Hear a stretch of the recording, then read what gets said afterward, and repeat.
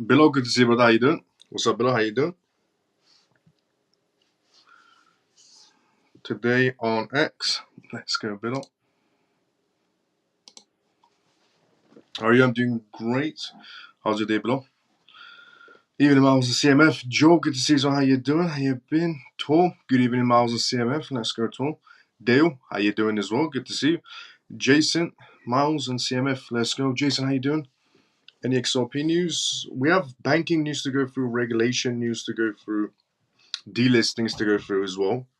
Some donations that I've made, essentially political donations, tokenization news to go through, more banking regulation and delistings to go through. Some of them quite bullish as well. Good day, Miles and family. Mike, good to see you. How you doing? Hi, Miles and CMF. George, good to see you. How you doing? Also, some interesting news regarding Russia to go through as well. Doing good, but very tired the last days. Same.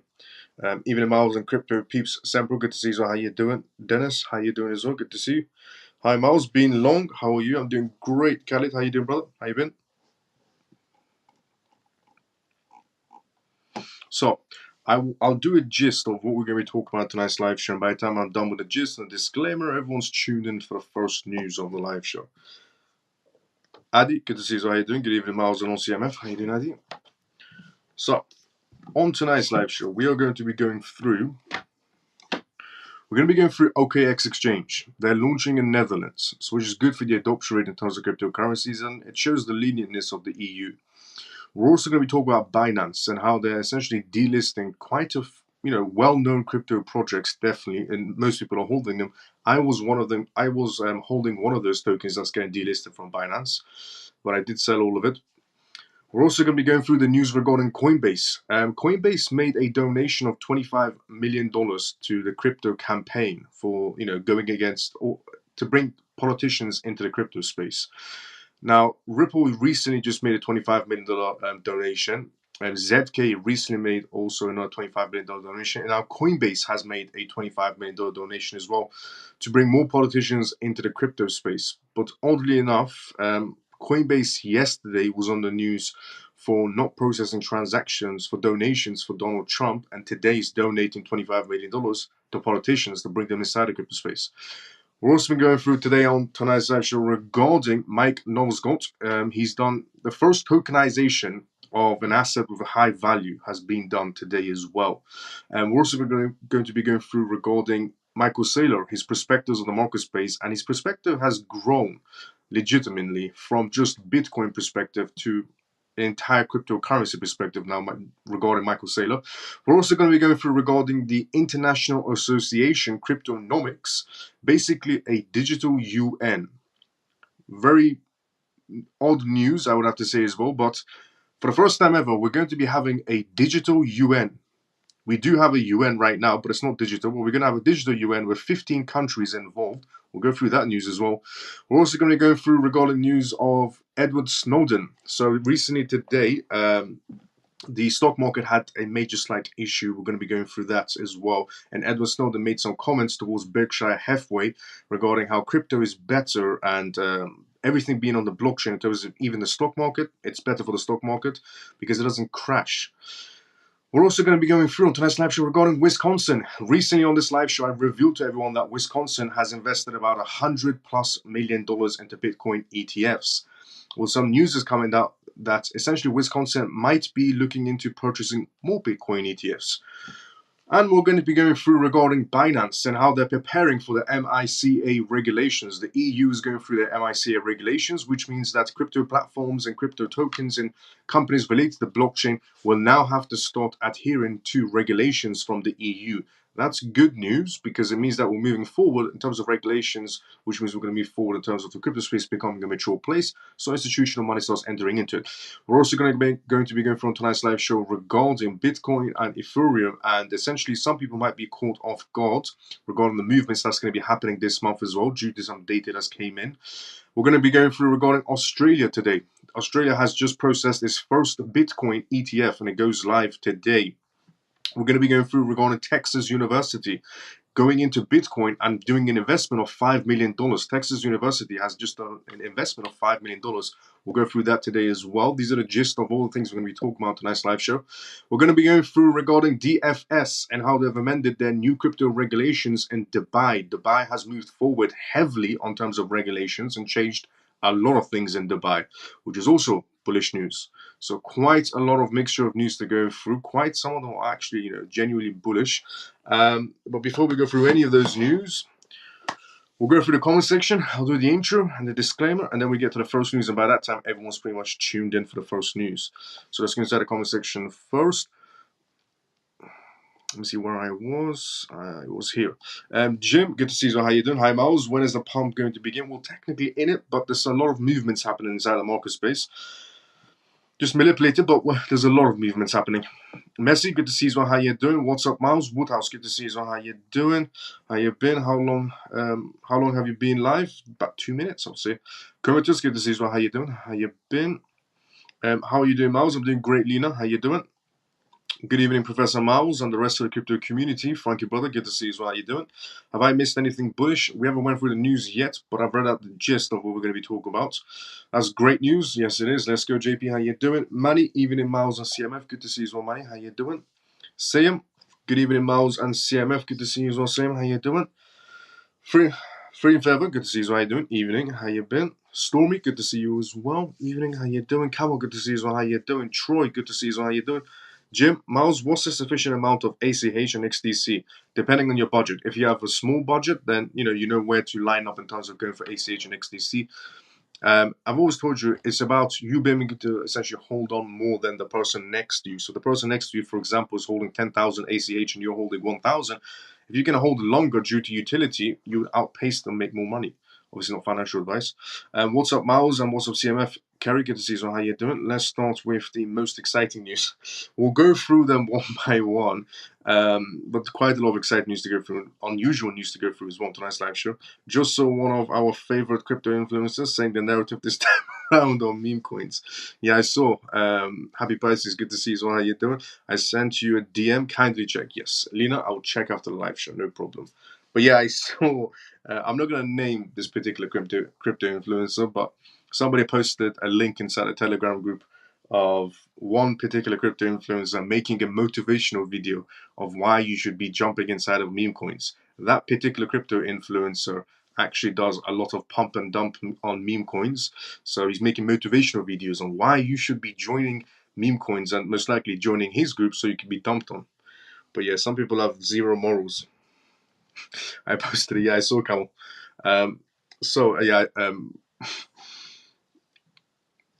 Welcome to the CMF Live. Welcome to the CMF Live show. If you're watching this live show for the first time ever, welcome to the CMF Live show. We talk about cryptocurrency news that's happening around the world, recent news. We talk about cryptocurrencies, CBDCs, regulation, AI, politics, because it all plays in together so you can be more well prepared moving forward inside this digital space. And we also do Q&As, which means you write the questions inside the comment sections and I give you the answers. And the disclaimer of this live show, as always, is not financial advice, not political advice, and whatever I say is only for entertainment purposes. So, welcome to the CMF Live show. You're watching it for the first time ever, and if you're a regular, let's go CMF. Now, the first news we're going to be going through is regarding OKX expanding their exchange, which means more adoption towards cryptocurrencies. He said he was holding utility coins, and he understood the narrative is meme coins. Then he understood the narrative is meme coins. Yep. Miles, can you see H bar going to $3 next year or even this year? Can I see H bar going to $3 next year? Yeah, sure. We're going to go more into utility next year without a doubt. This year we're going to be shifting into utility. We are slightly shifting into utility this year. I mean, the documentation is there to prove it. But yeah, we're going to carry on going higher and higher. So yeah, I do see it. How are you, CMF? Billo, good to see you as well. Good evening, Miles and CMF. Hope all is well. David, good to see you. How you doing? Coin, good to see you. How you doing? XLM, €5 this year. Possibility, yes, because due to adoption, if it gets the correct adoption, if any token gets the correct adoption based on also the contracts they have going on, it can reach any price point. That's the thing. Legitimate crypto projects always. Meme coins, they'll be $200 today. Or, $200 million market cap today, and then tomorrow they could be 1 billion and then back to 200. But yeah, legitimate, definitely. What do you think of XLM 50 cents max? Is what Jim says. When do you think adoption will start for XRP? July or August? Straight after the case, we're going to see that. Well, straight after the case, it's going to go high and then dump because people will sell. After people dump, then we're going to see it kick in. Miles, why is the judge taking long to her verdict regarding XRP? Why is she taking long? Well, because she can for the time being, but there's going to be a time limit on the matter if it does go way above, because there's nothing left. She just has to give a verdict of how much to pay, or maybe there's nothing to pay. And it's just moving forward from there. Let's see. But yeah, she can't waste too much time. She can't carry this out for no apparent reason. So if she wants to extend time and time and time, somewhere down the line, there must be a genuine reason for all this time.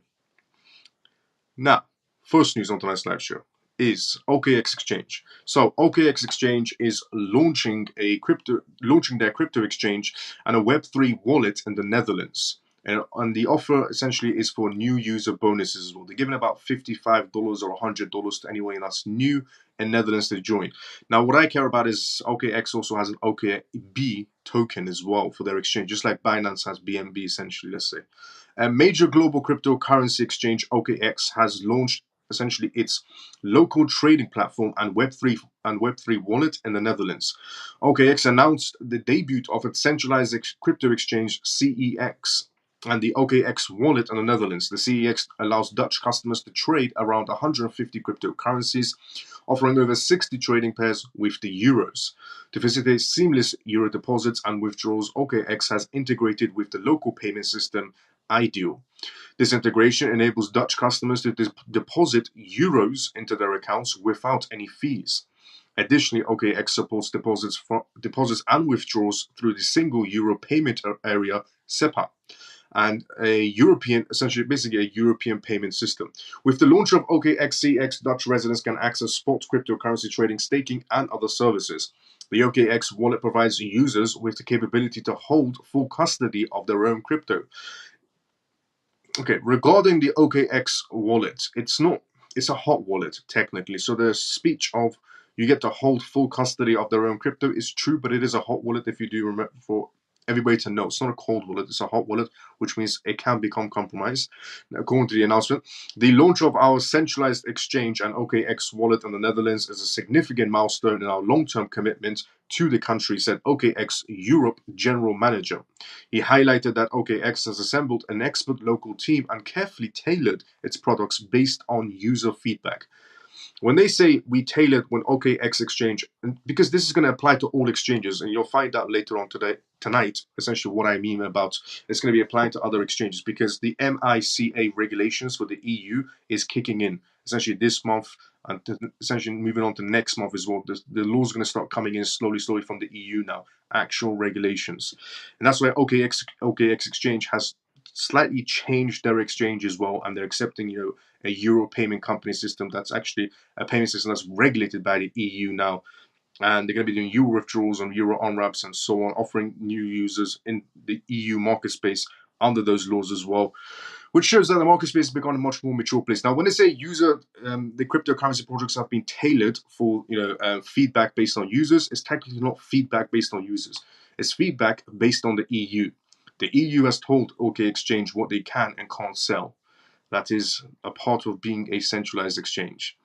Now, reasonings. We're also going to be talking about right now regarding Binance, because Binance is delisting quite a lot of things as well, for a lot of people to know. One of the projects that Binance is delisting is a project that I used to hold, but I sold because it's turning into 3 Singularity, Waves, and essentially another crypto project come together to create a super AI project. So based on those reasons, Binance is now delisting OMG token, they're delisting Waves token, they're delisting WNX token as well, they're delisting XEM token as well. Binance's decision to delist OMG, Waves, WNXM, and XEM on June 17, 2024 has caused significant price declines for these altcoins. The exchange cited a thorough review aimed at maintaining high trading standards and regulatory compliance as a reason for the delisting.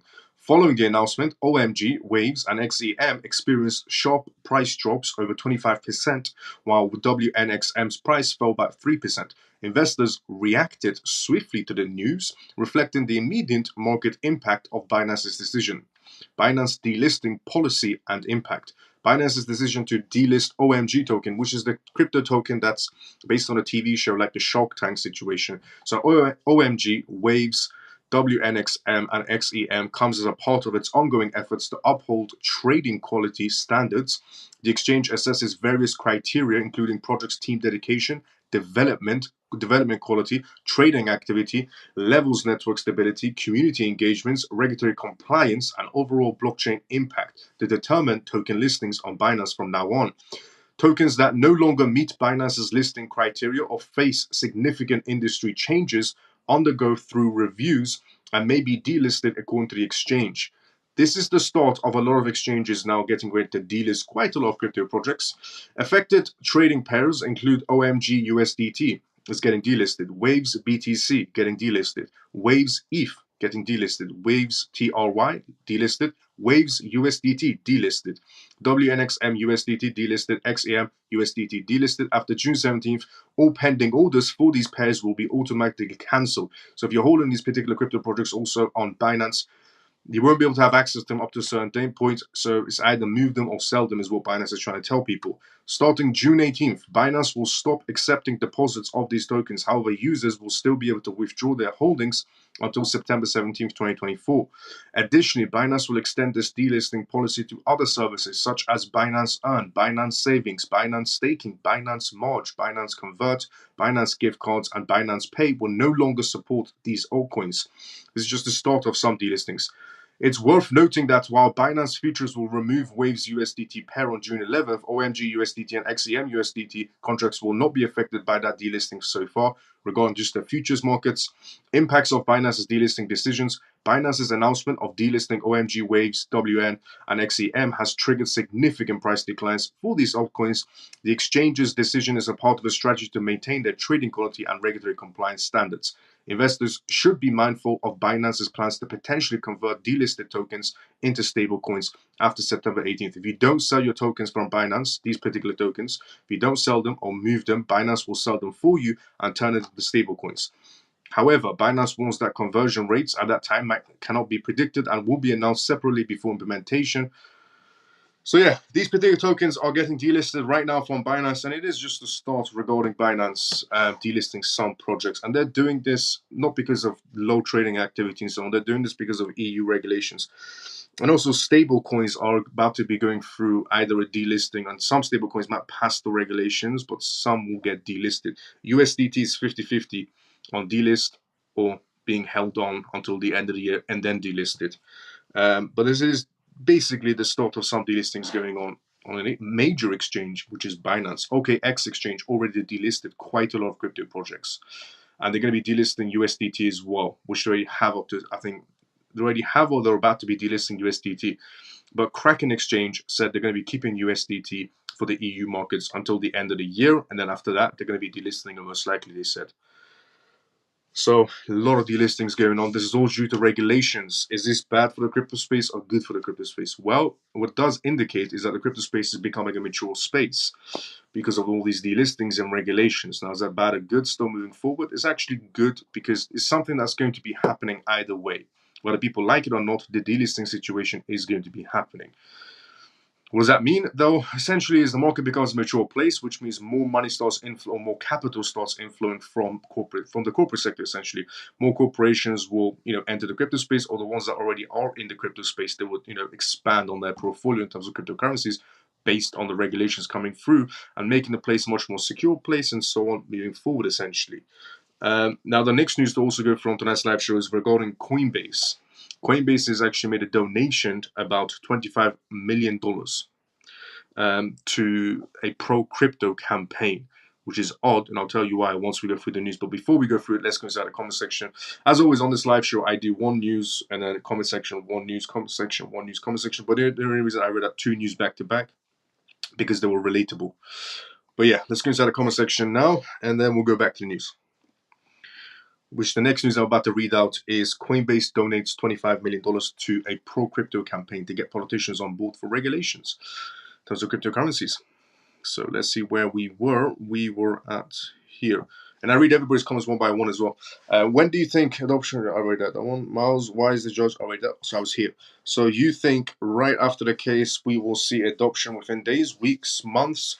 What does right after the case means? So when I said right after the case, Ripple and XRP case comes to an end, price will go high, then price will drop, guaranteed. In my perspective, XRP after the case will go up, but it's going to drop because people have been holding XRP for 1 year, 2 year, 3 year, 4 year, 5 years, 6 years, 7 years, depending on how long someone's been holding XRP. So case drops, XRP goes shooting up, but XRP will come back down because everybody will sell that's been holding for a very long time. Not everybody, but the majority will sell. Regarding all these people that have been holding for years. But the price shouldn't come back to where it's right now. It will come back to a little bit more higher price than what it's sitting at right now. And it will balance itself for a while before it goes back up again. It will go back up and stabilize itself, back up and stabilize itself, back up and stabilize. As it just keeps on going higher and higher in terms of adoption rate is what's going to happen in my point of view regarding XRP. So that's when you'll see the adoption rate. Is it going to happen in days? No. Weeks? No, I would say months. You'll see it starting to move essentially. Within a month, after a month, we should see starting moving. After the dump. So up, dump, stabilization for about a month or so, more, a little bit more, and then up, stabilize, up, stabilize, up, stabilize. What action must one take if he or she holds a small amount of XRP during any pump? If you are holding a small amount of XRP and you see a massive pump coming for XRP after the case and you want to sell and buy back in, you can. There's a possibility of you doing those movements because it is going to go up and come back down because a lot of people will sell. So it is up to you, if you want to go out and come back in. I thought by 22nd of May 2024 was the final date, and I should have gone past that date. They should have gone past that date. Why is a very realistic? What is a very realistic price XRP can hit based on adoption this year? If the adoption will happen after the case. If the adoption happens after the case, XRP, the sky's the limit essentially for an asset like XRP. So if it gets the adoption rate it needs in this year, then the sky's the limit. With XRP, it's a very unique type of asset. I've said this previously as well. It's the only crypto asset I can't put it in the same boat as any other cryptocurrency when it comes to XRP. Due to the contracts and the adoption rate that's going to be happening in the banking system, the bank of international settlements, it's the only asset that I can't put in the same boat because it's trying to achieve a completely different thing compared to what the entire crypto space. The entire crypto space is focused on, making the internet a better place or bringing real estate inside the crypto space and so on. XRP is trying to be a backbone of a financial system, so their mission or their path inside the blockchain space and financial space is very different. That's why I can't put it in the same boat. So if they get the adoption rate they need, they could do wonders on the price. As I've explained this previously as well. But yeah, Jim, $2 is what he's saying for XRP or XLM. But yeah, it can be very high. Sky's the limit, pretty much. Hello, Miles and CMF. I hope that everyone has had a good day. Scott, let's go. How you doing? How you been? $2 and €2 is impossible. It will be that after the case at least. Yeah, $1.85. Funky brother is not €2. Jim Roberts is saying. No, it's gonna go above 2. It'll go to 3, 4, 5, and then people start up. At $1, people will dump their XRP. $2, they'll dump it. 3, they'll dump it. 4, they'll dump it. 5, they'll dump it. And that's when it comes back down, stabilizes for a little bit of time, then it goes higher, stabilize, higher, stabilize, higher, stabilize. Miles, how are your parents and your business? It's been a very busy day to me, for me today. Very busy day. And tomorrow is going to be an extremely busy day as well. But my family's doing very well as well. Scott, thanks so much for asking. How's your family been, Scott? Then it will drop again. Coty up 13%, 24 hours, offers regulatory friendly privacy coin for ETH. Remember, I am investing in your business. Let's go, Scott. Coty is at 14 cents. Some expectations are unrealistic and expectations are parallel to meme coin movements. Yes, it's very long patience. It will do numbers this year. It will do, yes. And if it doesn't, would you sell? If XRP doesn't do numbers, would I sell? No, hell no. Because I'm not looking at price action. XRP is the only crypto project that I'm not looking at instant quick buck price actions. If I was looking for instant quick buck price actions, I'll be in the meme category, not in the legitimate category. So no, I will never sell it. I know the contracts in and out. I know the PDF contracts, and I've seen it. I've read the documents, seen the documents, and shared the documents from the back of international settlements. I know the documents inside and out. Why would I sell something when I know the inside and out of it? I'm not in it. I'm not. XRP is the only crypto project. I'm not in for a quick buck. It's a completely different league, and that league will be shown at the adoption rate. I've said this as well. That I don't base anything that I do purchase, I don't base it on hope or hoping this comes or based on emotions. It's based on data and contracts. That's the only movements I do. Brother people, so no, I was brother people have been waiting on XRP for years, and the minute the price goes up, they will sell their bags. Which is true. A lot of people don't really know the full potential of XRP, which is true as well. Jasmine and BenQ and Param and ONDO. ONDO is a very good project. Technofacts. ONDO is a very good project. Actually, the founder of ONDO is a majority shareholder at iBuild, which is BlackRock's essentially tokenization fund. So ONDO's CEO is making correct movements inside the crypto space by investing into BlackRock's iBuild fund. They're the majority shareholder still. About $95 million has been invested into it. So as long as their CEO keeps on doing movements like that inside the corporate sector, ONDO should be a legitimate place to go to. It's for lending and borrowing as well, which is going to be one of the biggest categories out there inside the crypto space. We're going lending and borrowing because it falls on the category of finance. Jasmine is good for the Japanese market spaces, heavily behind Jasmine, especially the corporate section in Jasmine, especially the corporate section in Japan, with their new regulations of lower taxes or no taxes based on how many years they hold inside the corporate sector to compete with the UAE market space. So Jasmine is good on that aspects. BenQ and Param, I don't know what the recent developments are to give you a better perspective on it. So those two I'll be looking to see what the recent developments are. But direct message me, Technofacts. Anybody can direct message me. I'm completely free of source, and I'll take a look into them and get back to you. Sometimes I do get back to you late, but that's only because I have a very, very busy schedule. But it's completely free source if you want second opinions. I know, but I don't talk about the retail. I talk about the adoption of money. Yes, the corporate sector regarding the XRP section. Corporate sector adoption rate. Guess the correct adoption rate. It needs 3 green lights. Remember, 1 green light is case. Second green light is regulations. Essentially, third green light is adoption rate. Or the adoption rate can be happening before the regulation as well, or alongside regulations. XRP is evident a lifetime project, and one should not be desperate for instant price actions yet. Only thing I say is that this year XRP will make millions, is what Bill was saying. I'm with you. Jasmine and BenQ and Paranoid, I already answered that. What projects are getting delisted? You froze on my end. The projects that are getting delisted on Binance is Waves, OMG, WXNM, and NEM are getting delisted on Binance. If USDT is going away, then should fiat be changed to USDC? Well, yes, personally, I mean, right now it isn't going to be going away. They're aiming to, stifle USDT in the EU. The EU market space is right now looking into, their regulations that are coming out from the MICA isn't really in favor of USDT. And by that, I mean, look, the EU has said they want transparency.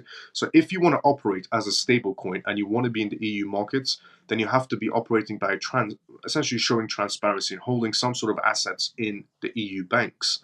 And Tether doesn't want to do that. Tether doesn't want to show full transparency, and they don't want to hold anything in EU banks, which raises questions on, does Tether even have, essentially, does Tether or USDT even have the backings they are assuming to have? That's why they won't fall under the EU rules, and that's why they are getting delisted, and they have been delisted from OKX Exchange, which is on the way for the EU market space. Jasmine and BenQ and Technofacts. If you're, I could tell you're new on this live show. Technofacts. I read everybody's comments one by one, and then we go through news and then comments, news, comments. But I'm reading everybody's comments one by one as usual, so you don't need to type the same thing in many times. What up, Miles and family? Hope all is well, though. Ray, good to see you. How you doing? But I ask, when do you think adoption will start? After the case? How long after the case? About a month. We should start to see some movements happening. A month after. Coty up 13% with regulatory friendly privacy coins for ETH. Leroy, let's go. You have to tell us in the CMF when to sell. When will it dump? Yes, in the CMF, I'm going to put when XRP potentially peaks straight after the case and before it's about to dump. I put that inside a Telegram group. Miles, when people sell XRP early or quickly, aren't they receiving CBDCs or stablecoins? Not that quick. That's not the best return, right? Better to keep and borrow against. For me, yes, I'm not going to be selling, even though I know it's going to essentially reach a certain price point and drop. There's no point for me to sell. But if you want to jump out, jump back in, it's completely up to you. But yes, later on, obviously, when CBDCs are in play and you're deciding to sell some assets in terms of XRP and so on, when you can borrow against users collateral, yeah, I wouldn't, personally, I would never do that. I wouldn't sell it. I'll just borrow against users collateral. Oh, I don't think I will risk it to sell it. Maybe at pump. Harder and no dump. Maybe as well. You never know. Good evening, Miles and all CMF. Ivan, let's go. How you doing? You gotta always consider multiple outcomes, so there is a possibility as well. I put a limit order yesterday at XRP at 50 cents, and XRP got only 57 cents. How's everyone doing today? Ivan, let's go. Don't trigger my order. Don't trigger my order. Miles, do you honestly believe that XRP can bypass BTC's price wise? Some influencers are saying that XRP can surpass 50,000. Look, if we base, just regarding some influencers are saying that XRP can surpass 50,000, and Miles, do you honestly believe that XRP can pass BTC? What we've got to understand is that a lot of people inside the crypto space, are not inside the corporate sector. The people inside the crypto space, these influencers inside the crypto space, they're only influencers. None of them have any background in economics or in terms of law or even understand how a stock exchange operates. And all they can do at best is jump into pump and dump coins and hope for the best. Most of these crypto influencers do roulette bets and see which one comes out for them. They don't know half the time of where to look. And reading charts is one half of it. You need to understand how to essentially understand the information correctly and where to look for the correct information. But look, in terms of XRP reaching 50,000, can it surpass it? The derivatives market space. This is what I mean by a lot of people don't understand how the world actually operates. The derivatives market space, estimated to be roughly about 2.4 to 3.2 quadrillion dollars. That's just the derivatives market space. Then you have the real estate market space. Derivatives market space is going to become tokenized. It's in the quadrillions. So 2.4, you can check it on Google if you don't believe me. Don't take my words for it. You can check it on Google. It's about 2.4 something quadrillion dollars. And that's going to become tokenized. And then you have the real estate market that's going to become tokenized. The bonds market that's going to become tokenized. Art is going to become tokenized. Today, actually, we have news to go through regarding tokenization of the world's oldest violin just got tokenized by a billionaire who owns a blockchain company, Mike Novosgod. Today, they tokenized the violin that's worth $9 million. And he said, look, this is how we're going to start things off. And he owns Galaxy Digital. Also, he owns a Bitcoin ETF. And he's applied for the Ethereum ETF, and he got it as well. And this man just tokenized the violin that's about 300 years old, worth $9 million. And he said this is the start of something new regarding tokenizations in terms of art and something with value. Not an NFT, but actual value. A violin, a real violin, or a JPEG picture. Look, this is what I'm saying. A lot of people don't understand that there's so many market spaces out there that are going to get tokenized, and so they have to run off a back end of something. And whatever the back end is, which we know up to a certain extent what is, all that money is going to be operating on that chain. So if you told someone a long time ago Bitcoin will get to $100 when Bitcoin was below $1, they would have called you absolutely crazy. If you told someone Bitcoin was going to go to $70,000 one day, they would have said no possible. This is just not. Or 5,000, they said it's not possible. Bitcoin got to 5,000, people said it would go to $10,000, and people said no, it's never possible. It went to 10. People said it's going to go to 20, and everyone said no, it's not possible. It went to 20. People said it's going to go to 30. They said no. The moral of the story is, okay, a lot of people don't understand how the market spins. And I don't mean crypto market, I mean the world. A lot of people don't understand and they can't calculate how everybody thinks, how 9 billion people around the world essentially think at the same time, or what's going to be added towards value. Now, a lot of people could say, well, Bitcoin has 22 million or 21 million, so on tokens. That's why Bitcoin's, and also the 4-year cycle of, cutting down the rewards becomes harder to mine it and so on, the block rewards. Yes, all of that applies, but Bitcoin has what adoption rate? Well, the runes has the adoption rate essentially, which is not really working out for it. The Lightning Network is struggling up to a certain extent. But when we're talking about actual projects with actual utility, the crypto space is this big. Okay, you've got to remember the crypto space is this big. And we're talking about all banks operating on a financial system. Okay, we're talking about bonds on tokenizations, on blockchains. We're talking about derivatives markets. The market spaces are wide. The automation market space is going to come inside the blockchain space as well. The travel market, everything will be on blockchain. And most of it will be going through the finance category. So if you assume that one day this particular crypto asset isn't going to pass, this certain price point, you must be lost. because it will. Because the crypto space is this big. And the moral of the story is, most people don't know what the F they're talking about. Because again, if you told those people Bitcoin will go to 10,000 when it was at 5,000, they would have said, no, never going to happen. It went to 20, people says never going to happen. It went to 30, people says never going to happen. It went to 40, never going to happen. 50, never going to happen. 60, never going to happen. 70. Now people are saying it's going to go to 150,000. And they're saying it's never going to happen. What do you think is going to happen?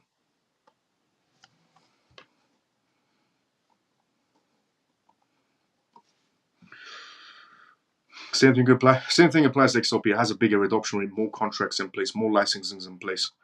It could definitely pass it. The sky's the limit with the correct adoption rate. Absolute, the sky's the limit. Bro, just good. Jim and Andrew Tate. What? Okay, I don't. If Ripple even gets 1% of the money that's moving the world, it will pass by BTC. Yep.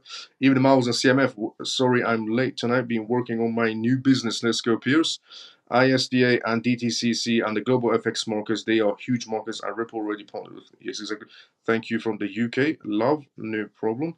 Morning, Miles and CMF. Shelly, good to see you as well. How you doing? Morning. Thank you, Miles, for the explanation. I'm holding on to my bags for dear life. Let's go, Lena. How you doing? Let's go. Now, Coinbase.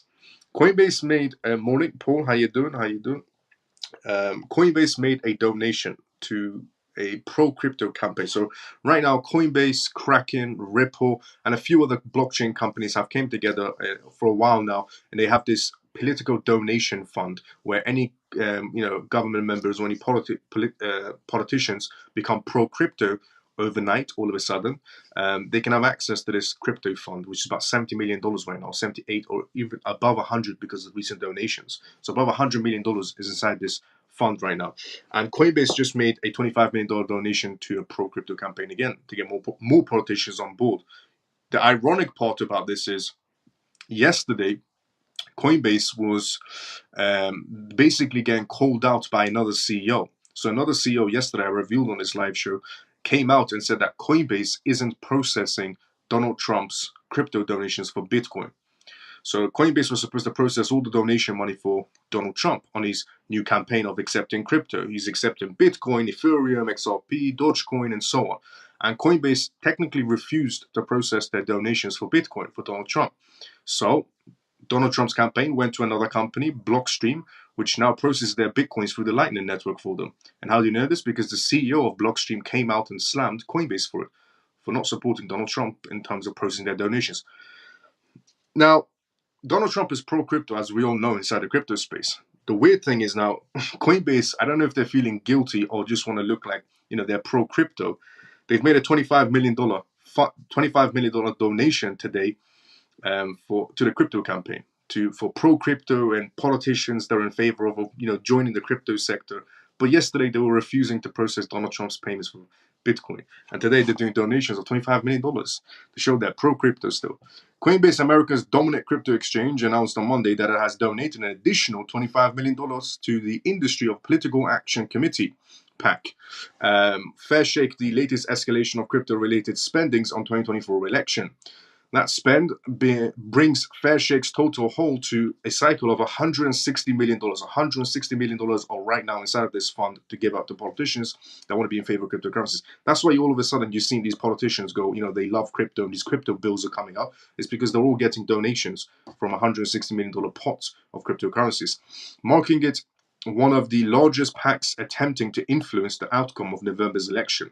In fact, ActBlue and WinRed, the primary payment processors for the Democratic and Republican parties, respectively show larger holes this cycle, according to Open Secrets. Coinbase's latest $25 million gift to Fairshake follows that of fellow American crypto corporations Ripple and even Cardano's founder as well, which both made matching donations last week. The three companies were the principal initial bankrollers of Fairshake, which launched late last year as a means to support pro-crypto candidates and federal elections.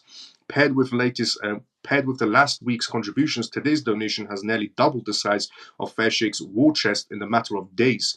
They also come at a particularly lively political moment for crypto, in which presidential candidates and federal legislators alike have focused near opposite attentions on the industry, and both positive and negative. By negative, obviously Sleazy Joe or Sleepy Joe, and by positive for the crypto campaigns is basically Donald Trump or even Kennedy. Now, the next news to go from tonight's live show is regarding the first ever tokenization being done in terms of art, but actual physical art. Well, is what they're calling it in a sense, but something with value. So, a 300-year-old violin, an actual 300-year-old violin, has been tokenized by Mike Novosgott, who is Galaxy Digital's essentially founder. Galaxy Digital's founder has tokenized, and Galaxy Digital owns a Bitcoin ETF and the Ethereum ETF essentially, which was recently greenlighted. And this CEO has tokenized a 300-year-old violin that's worth $9 million. He's just tokenized that. And it's the first of its kind of an instrument, or essentially something with value, as the CEO says. And we'll go through it in a bit, but we'll go through the comment section first, if there's any questions, and we'll go through that. But 300-year-old violin tokenized by its founder of a major billion-dollar essentially company, or billionaire Mike Novosgott, was the one that did the tokenization of it. So far, we've had tokenization from Switzerland. The Bank of the World essentially has done tokenizations of bonds and some transactions and so on. But we're going to go through that in 1 second. Let's go through Scott's comment first. Is there a good run in the future for MDT, ACH, XLM, and HBAR? MDT, yes. I would say bull run, get rid of that completely. Maybe there's potential for it even afterwards, because it is operated on ETH and ETH regarding that matter. ACH is pretty much a long-term project, something that you can borrow against and even use as collateral. XLM, same thing. HBAR, same thing. Coinbase is donating for the right politician. Trump is not the right one for them, by the looks of it. Now, and recording Coinbase. Over a 300-year-old violin tokenized by Mike Novosgott, Galaxy Digital's founder. In perhaps the latest profile of tokenization on record, Mike Novosgott, Galaxy Digital, announced it has tokenized a more than 300-year-old violin owned by Amikino Brands co-founder Yat Siri. The violin, made in 1708 and valued at about $9 million, used to belong to Russia's Catherine the Great, according to a statement. The tokenization of this iconic musical instrument, celebrated for its unmatched craftsmanship and storied provenance, marks a significant advancement in the application of blockchain technology to unlock the value of unique real-world assets, according to Galaxy Digital's founder. So is a tokenized violin as collateral. Best part, they're going to be using this tokenized asset as collateral for financing for the Galaxy Digital global business markets. Galaxy Digital just tokenized a 300-year-old violin worth $9 million. They're going to be using this tokenized asset and using it essentially as collateral for their business. $9 million tokenized 300-year-old violin that's going to be used as collateral. Something that's going to be happening more often, essentially, especially inside the corporate sector. By tokenizing this is what he said. This is the statement they also made from Galaxy Digital, essentially Mike. By tokenizing this violin, we are not just preserving the legacy of one of the world's most precious musical instruments, but we are also setting a precedent for how the latent value of real-world assets can be assessed and utilized. Mike Novosgott, Galaxy Digital founder and CEO, said in a statement, by starting with the high-end assets like this violin, we're creating a process that will transform how the whole range of assets are managed and valued and traded in a digital economy. So he's also celebrated the tokenization of the violin. He said, I'm thrilled to help trailblaze this new economic model for unique assets, while at the same time preserving and sharing not just a very rare and precious instrument, but also a piece of history. So, for the first time ever, we have the story is basically regarding this 300-year-old tokenization of violin. That's impressive and so on, but the most impressive part is using as collateral at a very early stage. Mike Novosgott tokenizes a 300-year-old violin. The violin is worth $9 million. He's going to be using that. He's stated he's going to be using that as collateral for his own company. A $9 million tokenization, has more tokenization is definitely on the way. And Mike has just maybe opened the floodgates for more people just like him, who's a billionaire, who owns a blockchain company, who owns, in other words, BTC ETFs and Ethereum ETFs and so on going on for them. He might have just opened the floodgates of tokenizations, starting not from real estate or the automotive industry, but starting from assets like this.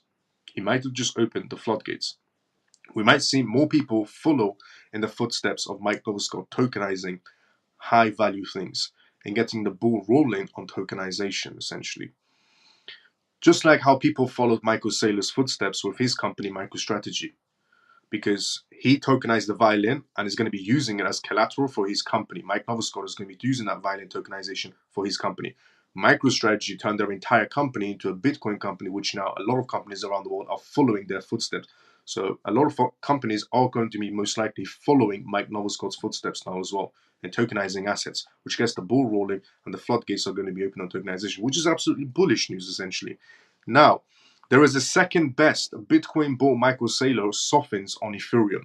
So obviously we know that Michael Saylor is very, very, very big on Bitcoin. Humongously big on Bitcoin. He's turned his entire company into a Bitcoin company. But obviously in the past he was completely against Bitcoin and so on. And then he became only Bitcoin and hated everything else. And now he's open to the idea of Ethereum and other cryptocurrencies. And he's made a few statements about it. But before we go through the statement, let's go inside the comment section. And but yeah, the next news we're going to be going through is regarding Michael Saylor and his perspectives on the general cryptocurrency market from now on, not just only Bitcoin focused, because he sees a big future for the whole of crypto space now, not just Bitcoin. What do you think is the best blockchain for tokenization? What do I think is the best blockchain for tokenization? Well, Ethereum is too slow and too expensive for tokenization, but it can be chosen because it's easier to build on than anything else. Solana can be chosen as well for tokenization. However, Solana is utter trash in processing transactions. So once people catch on to the idea that it is quite pathetic on processing transactions, the network gets clogged up, they won't go towards it. Chainlink is good for tokenization purposes as well. XRP is great for tokenizations. The reason why I mentioned those other projects first and then XRP is because if I mention XRP, people said, no, XRP, forget about XRP. There's more projects out there. There are, but I wanted to go step by step, as in Ethereum's too expensive and too slow. Solana will probably just fail on transactions, which it does. Today I was trying to purchase something on Solana. It killed me. It took me 2 hours for that transaction to process because it kept on timing out. AVAX can be used for tokenization as well. Chainlink can be used for tokenization as well. But the best choice, without a doubt, would be XRP for tokenizations. It's the only project. It's the only transaction in my life in terms of blockchain throughout all these years that I've been able to process transactions so smoothly. There's no other chain for me than XRP that I could, see. Even though based on contracts, the amount of contracts they have going on. I mean, HSBC is going to tokenization as well, and they're partnered with Ripple. Standard Chartered Bank are partnered with Ripple. They're going to go through tokenizations as well. So they have a lot of partnerships going on for tokenizations as well. But yeah, I see preferably XRP based on contracts. I would say ranking second, I could see Chainlink, and ranking third, I can see AVAX and so on. But yeah, that's how I see it. But a lot of corporations are also, some corporations are into ETH as well in terms of tokenization. BlackRock was the only one that did an iBuild fund on tokenizations for Ethereum, which was a very terrible idea. I mean, it's easy to build on, but ridiculously slow, ridiculously expensive. But at least it doesn't time out on transactions. So yeah, I'd say XRP ranking first in terms of tokenization is also based on contracts. Now, there is a second best, is what Michael Saylor said. Why is Polkadot so far from its alternate? And do you think it will reach its alternate again? What's your opinion? Do I think Polkadot is going to reach its alternate? Yes, it's going to. Look, also, just to put a perspective, Grayscale still holds Polkadot as well. Few banks still hold Polkadot. Major companies still hold Polkadot as well. Those contracts are still in place as well. Yeah, I can see it going back, definitely.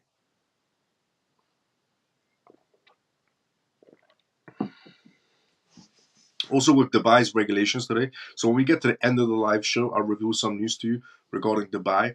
And with Dubai coming in with a set of regulations, and they've only chosen a few crypto projects that actually pass Dubai's regulations fully. And I'm not going to tell you what those crypto projects are. until the end of the live show when we get to that news. But Dubai has came out with a full set of regulations now, a full set of regulations. Sorry, not just Dubai, the UAE has came out, Dubai in other words, has came out for a full set of regulations, and they've said 4 to 5 projects that are actually for the time being fully regulated by Dubai. But when we get to that news at the end of the live show, but no, Polkadot will come back as well. You can take a guess of what those projects are in the comment section if you want by the time we get to that news of what Dubai has fully given a green light to in terms of their new regulations. Now, there is a second best, which is extremely bullish, by the way. There is a second best. Bitcoin bull Michael Saylor softens on Ethereum and other cryptocurrencies. For years, MicroStrategy's founder, Michael Saylor, refrained from acknowledging the existence of such things as crypto industry, which is true. He was completely against the crypto sector. To him, there was Bitcoin and an asset he likened to gold of our time. And then thousands of cheap imitators are hardly worth mentioning, is what Michael Saylor used to say. So he went from I hate crypto to I only like Bitcoin. That is, at least until now. It appears that the shocking 11th hour approval of spot Ethereum ETFs and 2 weeks ago has caused the Bitcoin maximalist to shift his stance on cryptocurrencies, or at the very least to adjust his political sector, let's say. Now, Bitcoin was, this is what he said word for word, Bitcoin was going to be the only assets securitized and offered as a spot ETF by the Wall Street establishments. And it was going to spread as one of the legitimate crypto assets, Saylor said recently on the What Bitcoin Did podcast, summarizing his thinkings prior to the US Securities and Exchange Commission's about phase approval of spot ETH and ETFs. For quite some time prior to that watershed moment, Michael Saylor has essentially loudly predicted that no other crypto assets besides Bitcoin would ever gain their crucial stamp of approval from traditional finance, which is something ridiculous to say. I said that then, and I'll still say it now, and obviously I was right. He also claimed that Ethereum would be designated as a security by the SEC, is what Michael Saylor said in the past. Now that Ethereum ETF has approvals, which essentially some industry analysts suggest means that Ethereum cannot be considered a security, appears to have changed his views on the volatility of the crypto as an industry bigger than just Bitcoin. This is what he says now. This is what Michael Saylor says now.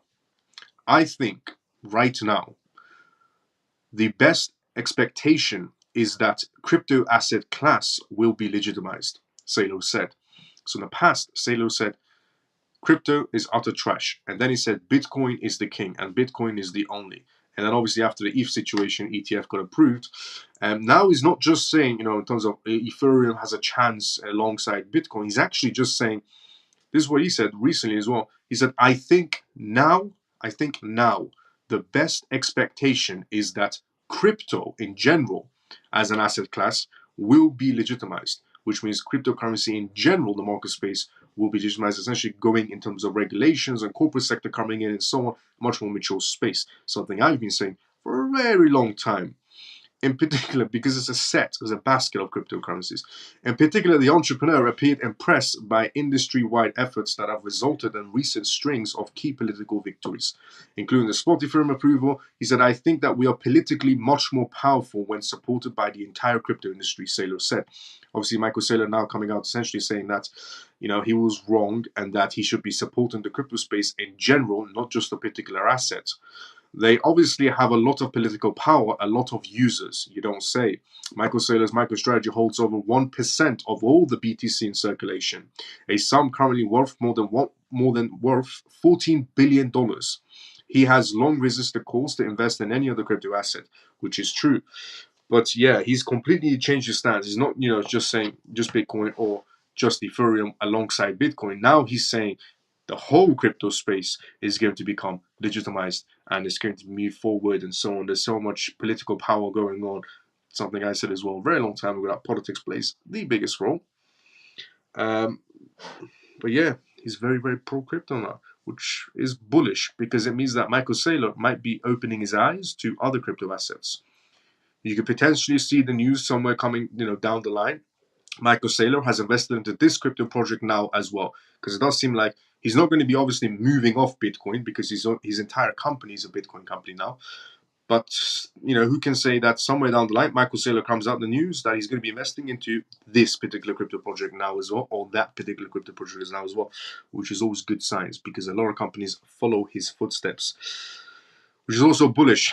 And I appreciate Michael Saylor for being so quick on his response and changing it like this. International Association of Cryptonomics and Artificial Intelligence established in Kazakhstan. Now, you might be thinking, where is Kazakhstan and how is this relevant to cryptocurrencies? Well, this is a very unique piece of news because we are about to be having our first ever digital UN. We have a UN with actual people and so on, but we are about to be having our first ever digital UN, which is ridiculous news, and it's an AI type of UN, and 15 countries are apparently going to be involved with it with Russia. 15 countries are going to come together with Russia, and they're going to be forming a artificial blockchain UN. In Kazakhstan is where their headquarters is going to be. Russia's going to be doing all the investments. So is this going to be the BRICS nations and a few other ones coming together, 15 countries coming together for a digital UN? The International Association of Cryptonomics and Artificial Intelligence has been established in Kazakhstan. Oh, sorry, not Kazakhstan, in Kazakhstan. This initiative, supported by the Russian Association of Cryptonomics, Artificial Intelligence and Blockchain, RACIB, aims to foster global cooperation in the digital sphere. The headquarters is located in Bishkek. Alexandra, executive director of the RACIB of Russia, announced the creation of the association during Kazan's crypto forum. Alexandra, who will be the chair in the new association, described it as a digital UN. He genuinely described it as a digital UN. The main objectives are to ensure digital security, facilitate cross-border payments, and develop new projects. He emphasized the importance of corporations within the cryptonomics and AI sector, proposing the formation of a securities council to enhance collaboration among industry participants. The association is expected to attract members from over 15 countries, by the end of 2024. A lot of things are happening this year. We're about to be having our first ever digital UN for blockchain and AI. 15 countries involved. It's being organized by Russia. The Middle Eastern countries and the Asian countries and the African countries are the ones that are involved in this. But yeah, we're definitely seeing an adoption rate coming in from the crypto sector, for the corporate sector, and a global sector, if you want to even say at this point, because a digital UN. So Alexandra noted that the African and Middle Eastern countries have shown significant interest in this whole idea of digital UN. The RACIB currently has 15 representatives offices worldwide, and these countries are likely to join this new association soon. So yeah, major things are coming in 2024 in forms of a digital UN. 15 countries coming together for cross-border payments as well. Their digital UN is a big positive for cross-border payments. 15 countries in 2024 are coming together for cross-border payments through their digital UN. By the way, those 15 countries more or less are going to be under the Bank of International Settlements, because if it's Russia doing this, then China is going to be into it, definitely. The BRICS nations are all G20 countries, they will be in it. The countries that are joining them are most likely going to be also Bank of International Settlement countries as well, because there's 63 centralized banks. So the numbers do outweigh them, which is massively bullish news. And it perfectly lines up with what Bank of America said. Bank of America's essentially analyst said that June is going to be a very interesting month moving forward for the banking association. A lot of things are going to be happening June or June onwards, essentially, in the banking world. Turns out there's going to be a lot of things happening in terms of global world as well, because even the day before yesterday, I revealed news regarding mid-2024. A lot of countries are going to be coming together doing cross-border payments as well, which we're pretty much into mid-2024 right now, which is this month essentially. A lot of countries are going to be doing cross-border payments together. Now, is it just going to be test payments for a little while, most likely, but it's going to be real payments straight after, which is extremely bullish. We're moving fast, essentially, in terms of cross-border payments. And now we have 15 countries coming together, lining up together, essentially in some partnership type of situation of a digital UN for cross-border payments. That's extremely bullish. The crypto space is definitely, sorry about this, check with my iPhone and charge at the same time. The crypto space is definitely coming on a rapid space.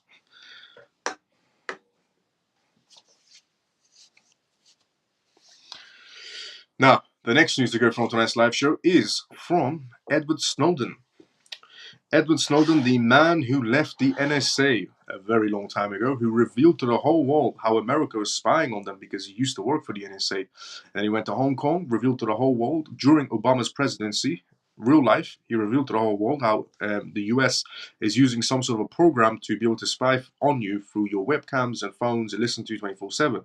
He revealed the system to the whole world in Hong Kong and then went to Moscow, couldn't go back to the US, no country would accept him, so now he lives in Moscow for years now. And he's pro on Bitcoin, and ever since he's been calling out, US members and US business, anybody that's against cryptocurrencies, he's been calling them out, and so on. So Edward Snowden has made a recent comment.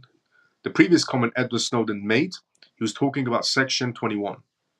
I think it was called, which is Section 20 or Section 21 was called, which is basically how it's a law that's passed inside the United States where every tech firm essentially turns into a spy company for the government, and a lot of companies are involved. And that happened at the exact same time as Bitcoin's halving. When everybody was focused on Bitcoin's halving, the United States passed the law at the exact same time, which was Section 21 essentially, which is all tech firms will become spy companies for the United States, 24/7, no warrants needed.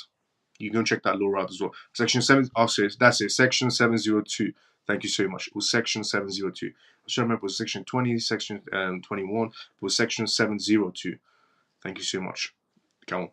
As I remember, you said yes. Section 702.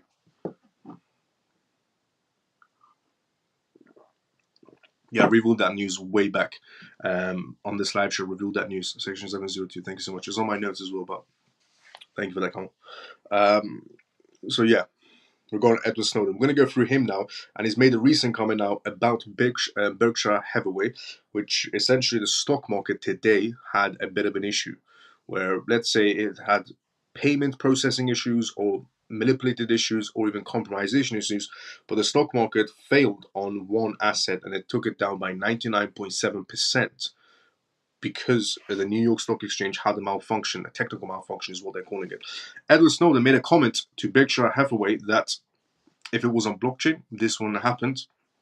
And even on other people, even Chainlink's co-founder has came out, made some comments about it as well regarding the stock market today, the New York stock market. But before we go through that news, let's consider the comment section first. There we go. Mouse is back. Let's see where I was. I was here. We all know the 3 X's are in on the list. XRP is one of them, and it's all I care about. Regarding the buy list, XRP, XLM, XH, ACH, XDC is what Scott's saying. Some damage is done, but if countries continue joining BRICS, how long before the dollar tanks completely? Will they use XRP? Okay. Regarding a lot of countries joining BRICS, you've got to remember, BRICS is still under the Bank of International Settlements, and so is the United States. They're all under the same umbrella, and that umbrella is the Bank of International Settlements, the BRICS nations, and the G20 countries essentially. So even if more countries join the Bank of International Settlements, I mean, more countries join BRICS, they're all still under the Bank of International Settlements, which means they have the last call, not the countries themselves. They have the last call, the Bank of International Settlements. And the Bank of International Settlements right now is moving everybody off SWIFT, because SWIFT is also under the Bank of International Settlements, and they're moving them onto Enbridge and the 11 other blockchain projects they have. And the Bank of International Settlements has one other partner, which is on the blockchain, which is Ripple, basically. It's a public document, PDF document titled Cross-Border Payments. And it says SWIFT, and then under it says Ripple. I can share that document with you anytime you want. I've already put inside a Telegram group. It's from the Bank of International Settlements, the banks of all central banks, basically. But so even if they join them, but they're moving everybody off SWIFT into the other one. And will they use XRP? Well, yeah, it's going to be the main player in that presence. And how far until the dollar tanks? No. And look, the chances of the dollar tanking is only if they let the dollar tank. I'll bring in perspective regarding BRICS. India, I revealed the news to everybody on this live show that BRICS is all about using local currencies and so on, and everybody wants to use each other's local currencies and forget about the US dollar, is what the news will tell you. The news will tell you BRICS is bad and BRICS is doing this and BRICS is damaging the US dollar dominance, which is all utter trash. It's not doing anything to the US dollar. US dollar is damaging itself, reputation by itself. They don't really need BRICS to push it off the edge. If they want to push it off the edge, they'll push it off the edge. But in terms of local currencies, Chinese yuan is being forced upon other BRICS nations. It's very obvious that Chinese yuan is being forced upon other nations. It's being forced upon Russia, for example, as well. And Russia's done some transactions. But, for example, India did a transaction with Russia for oil trades and so on. And, when they went to process the transaction, Russia said they're not accepting India rupees. India's a BRICS member. India's one of the BRICS members. It's not a BRICS member that joined later on. India is one of the BRICS members. And BRICS' slogan is, collective currencies. Forget about US $1 dominance, and we should all have dominance inside the market space. And Russia did an oil trade with India, and they didn't accept essentially Indian rupees because, in terms of Russia's minister, they said it's worthless to them. And they said to India, we'll accept some in Russian ruble, the money from you, and some in the US dollar, but not the Indian rupees. But the news will tell you, this country's joining BRICS, that country, or the crypto space will tell you this country's joining BRICS, that country's joining BRICS, collective of currencies. Everybody has a chance to essentially dominance on their fiat currencies, but that's utter trash. Because what collective currencies is when India's own currency, which is one of the BRICS members, isn't being accepted by another BRICS member. So it's utter trash in that aspects. So regarding, how far until the US dollar tanks and BRICS keeps on growing, BRICS is about Chinese yuan. It's got nothing to do with collective basket of currencies. BRICS is all about Chinese yuan. China trying to push their own currency down people's throats is what's actually happening. Regarding China's yuan and BRICS, it's got nothing to do with collective baskets. Okay, it's either the US has dominance or China has dominance, is what's really going on. It's not BRICS against the US. It's more like either the US is going to be the dominant player moving forward, or it's going to be China moving forward. It's not BRICS. There's no collective baskets here. Chinese yuan or US dollar. And the US will never let that happen. Never going to let it happen. The West will never let it happen. If they see China getting too big and too strong for itself, their contracts, they'll get sanctioned, they can't sell anything, it's going to damage their economy will do worse, they'll have to print more money, will cause more inflation for them and so on. So it's a bad route for China to take as well. The US has humongous dominance inside the market space. And even the BRICS countries, even though we say the US dollar is worthless and so on, the US dollar is worth zero and so on, it's still the number one currency. It's still being held in US bonds. Tether, for example, Tether is being backed by US bonds. The number one stablecoin owns US treasuries and US bonds and owns US dollars. Quite a lot, actually. The number one stablecoin, cryptocurrency stablecoin, is backed by the US dollar technically as well. They own quite a lot of US dollars. They own quite a lot of US bonds, US treasuries, and so on. USDC does the same thing. Tether owns more US bonds than most countries do. Just from perspective, in their own words. But this ideology of, the dollar will go to zero, more BRICS members get bigger, is BS. It's that fear and panic they want inside the market space. If they want the dollar to drop, they'll make it drop themselves. But there is no way in hell the US is going to let China make the US dollar go to zero. Even Japan's situation. So Japan is having a currency situation issue. What's actually going to be happening is the US will just give it to Japan, buy their US dollar, will essentially help Japan maintain their US bonds. So Japan might have to sell the US bonds and US treasuries to maintain their currency. But the US can borrow the money, a line of credit, let's say, for example, which would create more inflation for the US dollars, but they're printing it anyways, which means stops China from dropping US bonds. And every time any country starts to sell their US dollars, for example, on the market space, a war breaks out. Every time a war breaks out, the US dollar becomes a reserve asset, a reserve haven, essentially. Every time a war breaks out, the US dollar becomes strengthened because it is also backed by war. But every time a war breaks out, in other words, the BRICS nations were selling their US dollars, for example. The BRICS nations were actually dropping their US dollars in the market space. And then all of a sudden, the war breaks out.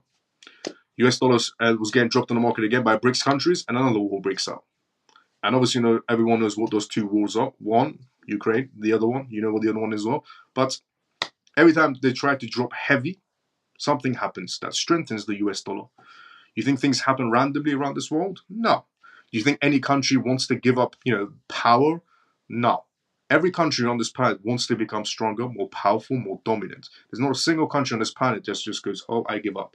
Do you think the US is going to sit back and go, oh, we give up? No. Anybody that tries to stand in front of them, they will crush them, as they've always done.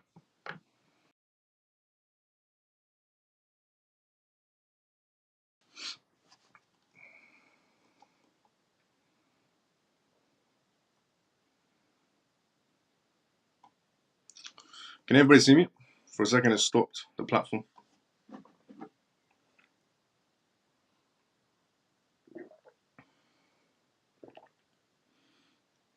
Can everybody see me? The platform suddenly said no signal.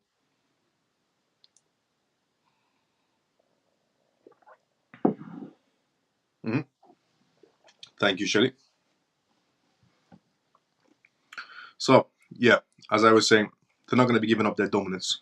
No chance now. They're not going to be giving up their dominance. It's not happening. If they want the US to drop, they'll let it drop the returns of dollars. But they're not going to let China control dominance play or BRICS get any sort of powerfulness going on. As I retired, we'll use XRP. But using XRP, I can see that happening, definitely. As a retired services member, his words, as I remember, you see, yep. As a retired service member, his words means nothing to me. Sorry. Basic. Okay, regarding him, yeah. Technical malfunction or cyber attack. Regarding the market space, we're about to go through right now, which is a good point Shelley has made regarding was a technical malfunction or cyber attack regarding the stock market. Could be both of them. I come across someone on TikTok that buys and sells crypto according to alignments of the planets. Lol. Yeah, some people have interesting methods when it comes to buying cryptocurrencies. Some people, when it comes to buying cryptocurrencies, they buy cryptocurrencies based on hype. Some people buy cryptocurrencies based on reading charts. Some people buy cryptocurrencies based on reading the data and PDF contracts, which is people like me. Some people buy cryptocurrencies based on planets and astrology and the stars and the moons have to line up for them to buy particular cryptocurrencies. That might sound quite ridiculous, but there's a lot of influencers that buy certain crypto projects or certain times inside the market space based on if the Mars and the Sun and the stars are aligning together. So there's multiple styles of buying something inside the market space. My preferred path has always been buying cryptocurrencies for me based on the data I read and based on the contracts I see, PDF contracts, in terms of corporations coming together and the blockchains that come together. That's all I care about, and regulations. But there's multiple styles. So yeah, what you said regarding, I came across someone on TikTok and he buys he buys and sells crypto according to the alignment of planets. Yeah, I've seen that before. And it's not just for crypto people. I've seen people buy certain crypto projects based certain stocks. If the suns and the moons line up together in terms of astrology, they'll be buying certain stocks as well. So there's a lot of methods. I prefer my method, which is data and reading the data and reading the contracts essentially. The US debt could be drastically reduced mathematically through crypto if the US was more crypto friendly, which is true. I use the Miles method. Let's go, Shelly. I use the Miles method.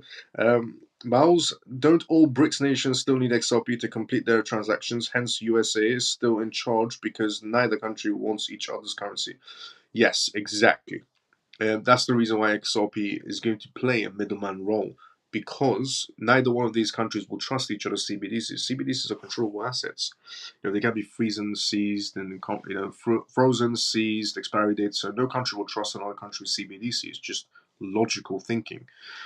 The simplest way to put it is if you and your friend created a crypto project, you created a crypto project, and he could control his crypto project, freeze it, seize it, for expiry dates, and so can you. Would you hold each other's crypto? What's the point?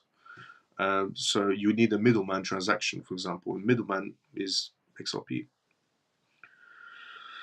Also, a lot of people still till this day assume that Ripple is not going to be using XRP and so on. And I revealed a document that Ripple announced on their own website of how they're going to be using XRP actually through Ripple payments. A lot of people inside the crypto space says, oh, well, Ripple has Ripple payments, they don't need XRP. Well, Ripple just recently did a Q&A and it states how Ripple payments is going to be using XRP. They said this on their own website 2 days ago. So yeah, it is going to be a middleman.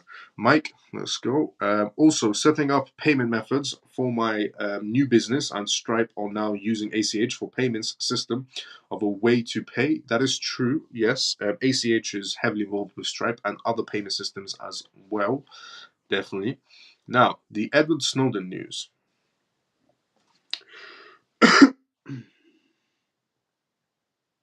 Sorry, apologies. Edward Snowden. Edward Snowden delivers an iconic Bitcoin line as big as Berkshire Hathaway falls 99.97%. A technical malfunction inside the New York Stock Exchange happened today caused a temporary disruption in trading, leading to a significant drop in the A-class shares of Berkshire Hathaway, the investment chaired by Warren Buffett. The glitch, which prompted trading halts and sparked investigation by the NYSE, attracted the attention of the cryptos community. Because Warren Buffett has always called cryptocurrencies and so on useless assets and some other words that I don't want to mention on this live show, but it's called the crypto space quite bad words, Warren Buffett. And his asset on the stock exchange was manipulated and halted for trading today, because it dropped to 99.97% on minus. This caused a particularly funny reaction inside the crypto space. So many crypto enthusiasts reminded Warren Buffett of his criticism of the main cryptocurrency, in particular, the famous investor called Bitcoin. And Warren Buffett did call Bitcoin a once upon a time gambling asset that is worthless. Many noted that unlike Berkshire Hathaway stock, the cryptocurrency had never experienced such an epic drop, which is true. Bitcoin has never went to absolute zero, 99.97%, but his stock did. So notably, Edward Snowden, known for his role in his disclosures of top secret intelligence information, joined the party by simply stating, Bitcoin fixes this. Or in terms of cryptocurrency or blockchain in general, fixes this. While Berkshire Hathaway and Warren Buffett are watching their shares halt trading and the crypto community is collectively poking fun at them, the price of BTC continues to take investors on a roller coaster ride. In an investment at Cointelegraph, Nazar explained how Chainlink's or Coral network can also provide a solution to vulnerabilities inherent in centralized systems. Even Chainlink's founder also got involved as well. Essentially mentioning how Chainlink can solve this issue for the stock market or blockchain in general. He said decentralized local networks, which were invented by Chainlink, can mitigate these risks by providing accurate tamper-proof data.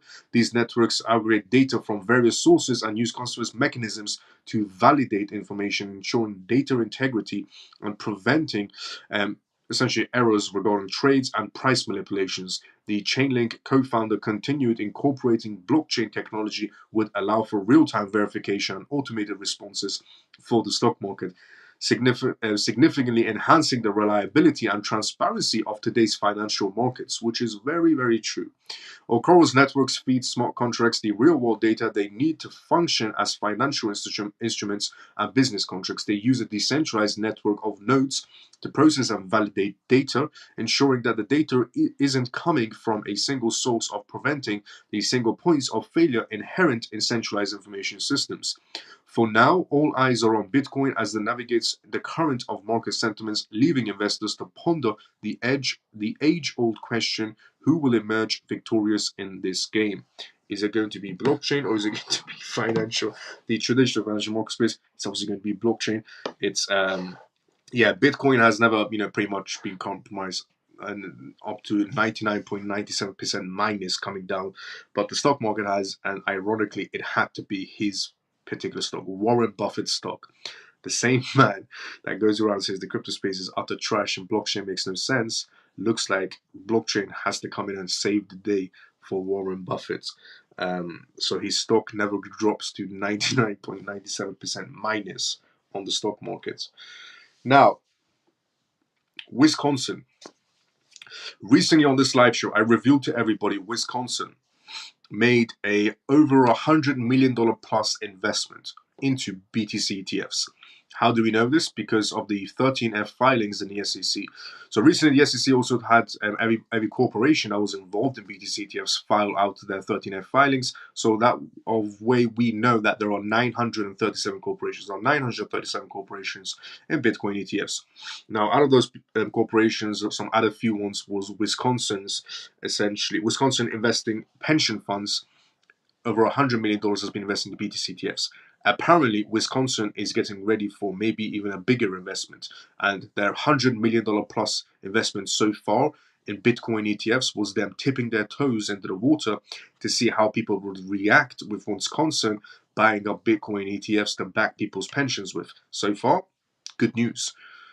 Some people most likely didn't care that they invested their pensions into Bitcoin ETFs, and some people are actually happy that they did essentially invest their Bitcoin ETF, their pensions in the Bitcoin ETFs.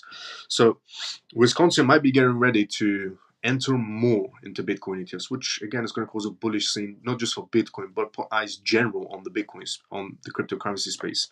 Brings that adoption rate coming in, more people getting used to the idea of cryptocurrencies essentially. So Wisconsin pension plays are likely to invest much more in Bitcoin ETFs, the professor says. Mav, good to see you. How you doing? How you been? So yeah, Wisconsin's pension plans likely to invest in much more in Bitcoin ETFs, professor says. The first quarter addition of 2 spot Bitcoin exchange traded funds, ETFs, to the portfolio of Wisconsin's pensions plans was likely just the beginning for the United States that the investments into crypto, said David, a professor of finance at Milwaukee-based Marketing University. The SWIP purchased shares of BlackRock's iShares Bitcoin Trust IBIT and Grayscale's Bitcoin Trust GBTC, valued at $164 million. $164 million that was invested by Wisconsin from pension money.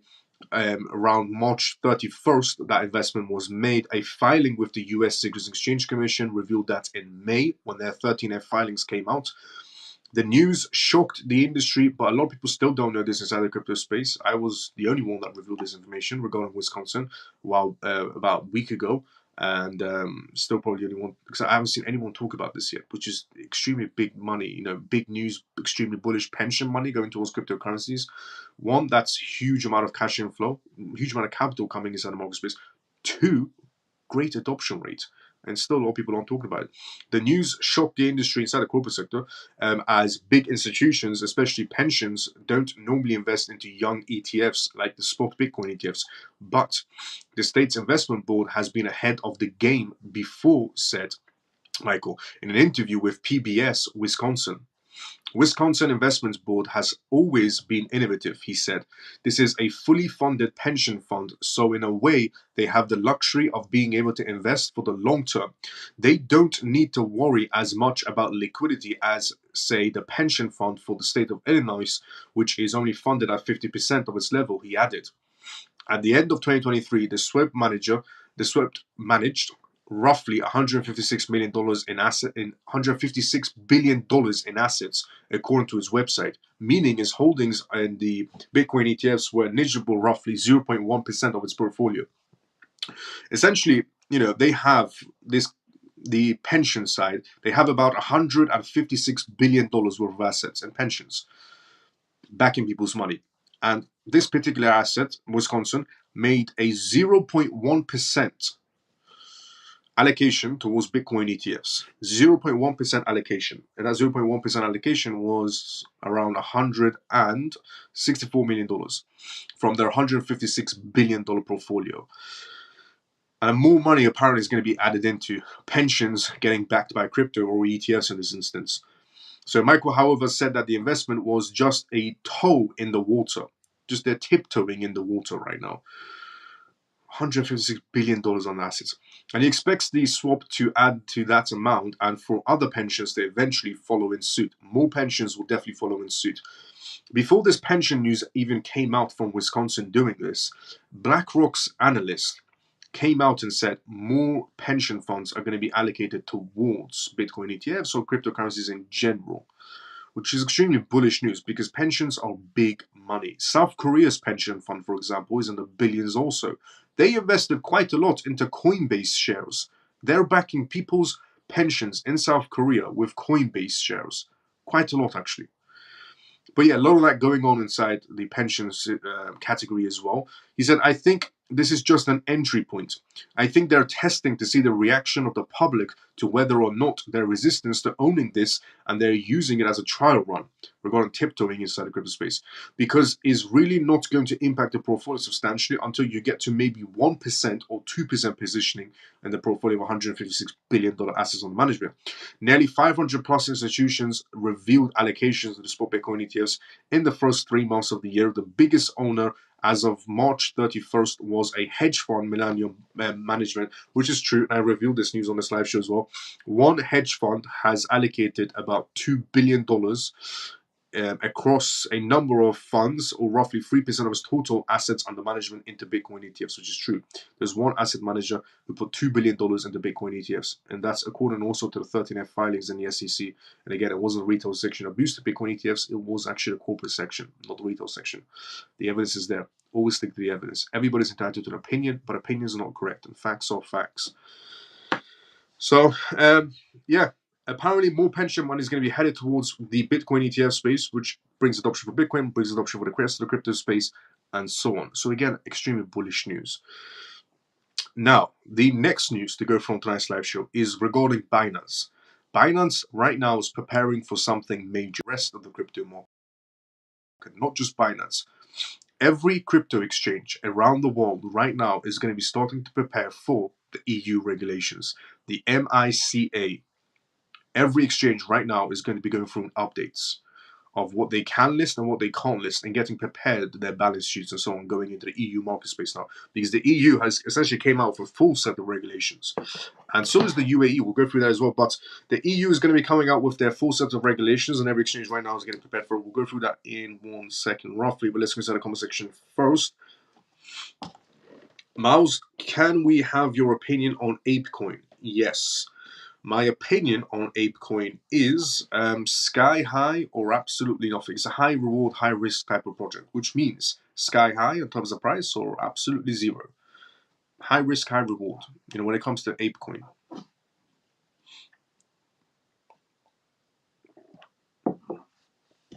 Do you think Swift knows it will be replaced? Yes. They're trying their best not to be, but yes. Believe me, Swift has also made some investments of their own. I mean, they're partnered with Chainlink, so they want to go through tokenization is what they're aiming now as well. But believe me, Swift has some sort of investments into their competitors.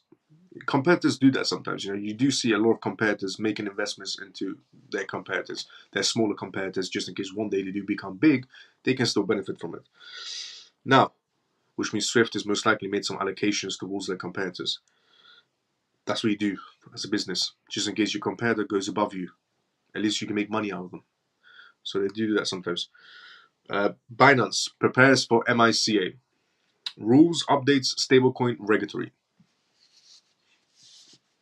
Binance will be towing the line when markets and crypto asset regulations MiCA rules of stablecoins asset reference tokens comes into effect at the end of the month. At the end of the month, regulations are going to be coming in from the EU.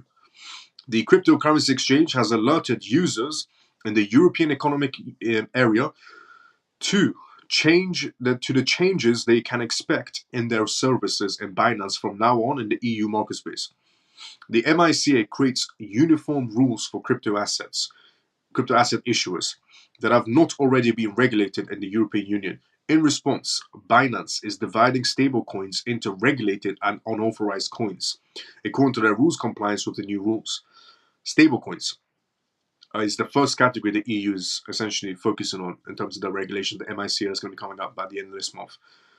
And some stablecoins will be regulated in the EU, and some will be unauthorized coins, where Binance has to delist them for the EU citizens. Now, we don't have that many stablecoins. We have USDT, we have USDC, we have FDUSD, we have a few other random stablecoins as well, one from Paxos as well. But yeah, so far, the one particular crypto asset that doesn't fall under the EU is USDT, because one of the rules for the EU is transparency. something USDT and Tether don't want to do with the EU. Now, Binance will transition users gradually. The exchange aims to fulfill the MiCA objectives smoothly by transitioning users from unauthorized stablecoins to regulated stablecoins over time. So Binance will be making that transfer for you. If you are holding a unregulated stablecoin, which is most likely going to be USDT in Binance, Binance will make that switch over to a regulated stablecoin for you. And as more regulated stablecoins become available also in the markets, as more regulated stablecoins, we obviously know what stablecoins are coming out very soon. One of them being from VanEck stablecoin, and the other one being Ripple stablecoin, which is definitely going to get regulated in my point of view. No rulings have been made yet on which stablecoins are not compliant with the MiCA, but that's a lie because you'll see in about 5 seconds.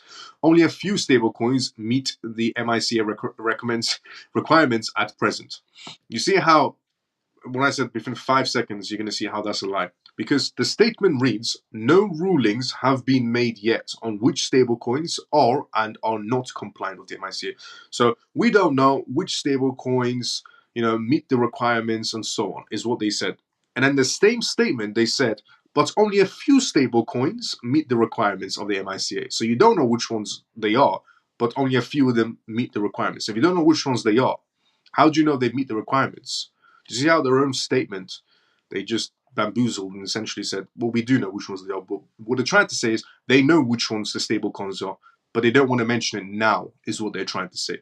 Because by you saying no rulings have been made, no rulings have been made on which stablecoins is not allowed and not compliant with the MiCA. But then you go on and say only a few stablecoins meet the requirements. If you don't know what they are, how do you know they meet the requirements? What they're trying to say is we don't want to tell you which ones the stablecoins are for the time being. No rulings have been made yet on which stablecoins and so on. Binance will principally rely on sell-only strategies to comply with MiC requirements. Strategies to comply with MiC requirements, the strategy will especially apply to the Binance convert function. Convert functions for unauthorized stablecoins will be available in sell-only mode. Binance states that it has 196.6 million users worldwide. It wrote on its own blogspot, and they sent out an email as well, Binance. They said, our transitional approach has been designed to minimize any potential harmful impacts to the EEA and global payments and global crypto markets that could arise from users rushing to swap their stablecoins holdings while limited exit avenues exist. In the past, Binance would have never listened to the EU. The EU in the past, when CZ was in power, they said to CZ, delist privacy coins. Every exchange said no problem, and CZ said I'll think about it to the EU. CZ said I'll think about it to the EU. Now, obviously, as I said previously, CZ's respected so much, there's so much for the crypto space, but he said I think about it. He came back and said no, we're gonna hold the privacy coins and give people freedom of choice. What happened afterwards? CZ to prison, $4 billion fine. Yeah, when you get too big for your shoes, you realize money's not everything, and this is all about the politics, not about the money. Doesn't matter how rich you are. If you're not part of the circle, you're not part of the circle. It's a very simple factor, which some people tend to forget when they become too wealthy. They forget that they're only wealthy. That doesn't mean anything in that part of that circle. It's not just about being wealthy, it's about being part of that circle. Some people sometimes, when they get too wealthy, they forget about that part, which CZ forgot about it, and he's in prison paying $54 million for 4 months and probably house arrest afterwards, but $4 billion fine also for Binance. But now, 360 transition, Binance is all in favor of the EU. No more, saying to the EU, we'll think about it and come back. None of that business. Now they're saying whatever the EU says, yes, no problem. The MiCA may be good for crypto and stablecoins. The MiCA was passed into law in May 2023. And when it first passed into law, Binance may not be the first exchange to take action ahead of its implementation, which is true. In March, OKX delisted Tether in Europe without even the MiCA mentioning it, is the best part about it, the funny part. An OKX exchange delisting USDT before the announcement even came out from the MiCA of the EU. It's like, they got an inside tip to remove USDT straight away. But yeah, the EU is not in favor of USDT, and they don't want USDT processing transactions in the EU at all. They don't want Tether, they don't want USDT inside the EU market space. And every exchange, OKX was the first one to delist it straight away. once, they have to remove it. By the end of the year, they have to remove it. There's no other options, or by January at least, latest, they have to remove the EU market space, which is going to damage USDT's essentially dominance inside the market space over time, not over a period of months or days, but over time will damage their market dominance. Definitely, if they're not, they can't do any transactions in the EU market space. It's a huge space. And if the US follows in suit with the EU and Canada moves in, follows in suit and so on, and then, yeah, they're definitely going to be losing quite a lot of dominance moving forward, even in the UK. So, in September, Binance denied reports based on the quote from the interview with Binance France legal head Mariana, and that intended to delist all stablecoins in Europe. Expert opinions has been divided on the effect of MiCA will have on the European crypto markets, but many have spoken favorably by the law. The press is centered around only stablecoins. European Commission economist Shoren told Cointelegraph how the MiCA could help us to become more open to stablecoins as a whole. Yes, it's true. The MiCA regulations wants transparency. It's very simple. Some people might say, oh, they were against, Tether and USDT. They were against Tether and USDT. You could say that, yes, up to a certain extent. A lot of jurisdictions are against Tether and USDT, which is true. But the EU wants one simple thing from Tether: transparency. Show that you hold reserves and hold some reserves in the EU, so that we feel safe for EU citizens to use USDT, and then you don't collapse on us and when we find out you have no assets to back it. So the EU is only asking for transparency. It's not difficult for Tether to show it. With Tether not showing it, raises millions of questions. Now, but also this is positive news. It might seem like negative news for Tether, but it's positive news. You know why? Because we're going into the era of regulations. A lot of crypto projects are going to be benefiting from regulations moving forward. And that's why I've said you've got to position yourself. The narrative we are in now, the crypto section, the retail section thinks the narrative is meme coins. Right now, the retail section is busy with meme coins. The majority of the crypto section right now genuinely thinks that the narrative is meme coins because of price action. But the actual narrative is regulations, is corporations, is banks. That's the actual narrative. The corporate sector is coming inside the crypto sector, is the actual narrative moving forward. But the retail section is focused on the crypto section because of why? The price actions and the funny looking logos. While the corporate section is tiptoeing inside the crypto section on legitimate projects only. They're coming in. And the majority of the retail section is looking the other way, looking for the next shiny meme coin that comes out. Before you know it, you're going to look the other way, and the other market has taken off. And you were too busy trying to, purchase camel token or frog token.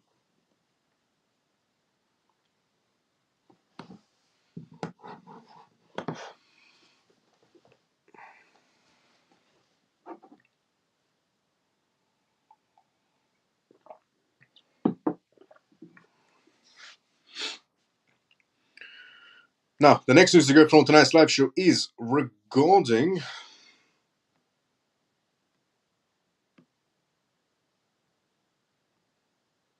Australia. Australia is about to do its first ever Bitcoin ETF and is going live on the CBO, which is massive news. Corporate section, regulations, corporates, banks. That's what's actually happening inside the corporate sector, where the real money is. Retail section, they're focused about camel token. And sometimes people wonder why they get left behind in life. Because you're chasing dreams and hopes instead of actually chasing something legitimate. Now, obviously, I hope everybody makes it. Whoever's holding, any sort of whatever you're holding, meme coins is on. Hope you make it, and you hope you do very well in your life. But also, think about your actions. Now, before we go to the next news regarding Australia, let's go inside the comment section because I do news, comments. And let me just go and see what other. Let me see anybody's message comments. The US debt could be drastically reduced mathematically through crypto if the US was more crypto friendly. True. Miles, don't all BRICS nations doing XRP to compete? US charge neither country wants other countries, which is true. Yep. Also appears. Okay, we were here. Let me see where we are. Peg, good to see you as well. How you doing? How you been? Does this mean all meme coins will be kicked out? At one point, yes, all meme coins will be kicked out. A lot of people say, also, I saw a video today. I'm not going to reveal who this influencer was at all. But I saw, because I don't know, for some reason, people these days are too soft. Everyone these days online is too soft. And if I mention somebody's name, all of a sudden they try to sue you and so on. And, there was a time period, back in the day where you could criticize someone if they're doing something wrong. Nowadays, if you try to criticize someone for doing something wrong, they'll try to sue you. And I don't have the time or the headache for that right now. I'm trying to run a startup blockchain project with VC companies, behind me and so on, and some executives and so on. So I have so much pressure going on right now, trying to launch an entire company off the ground. The last thing I need is some influencer trying to catch a break for himself from me or from my wallet. So I'm not going to name who this particular crypto influencer was, but what an absolute moron. I saw his video today.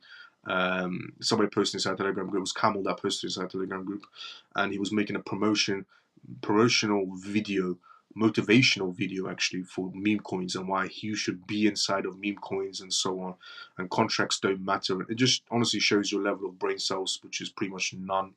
And he was mentioning some words I said in the past regarding the dollar being toilet paper, so which is it is, but still can be used.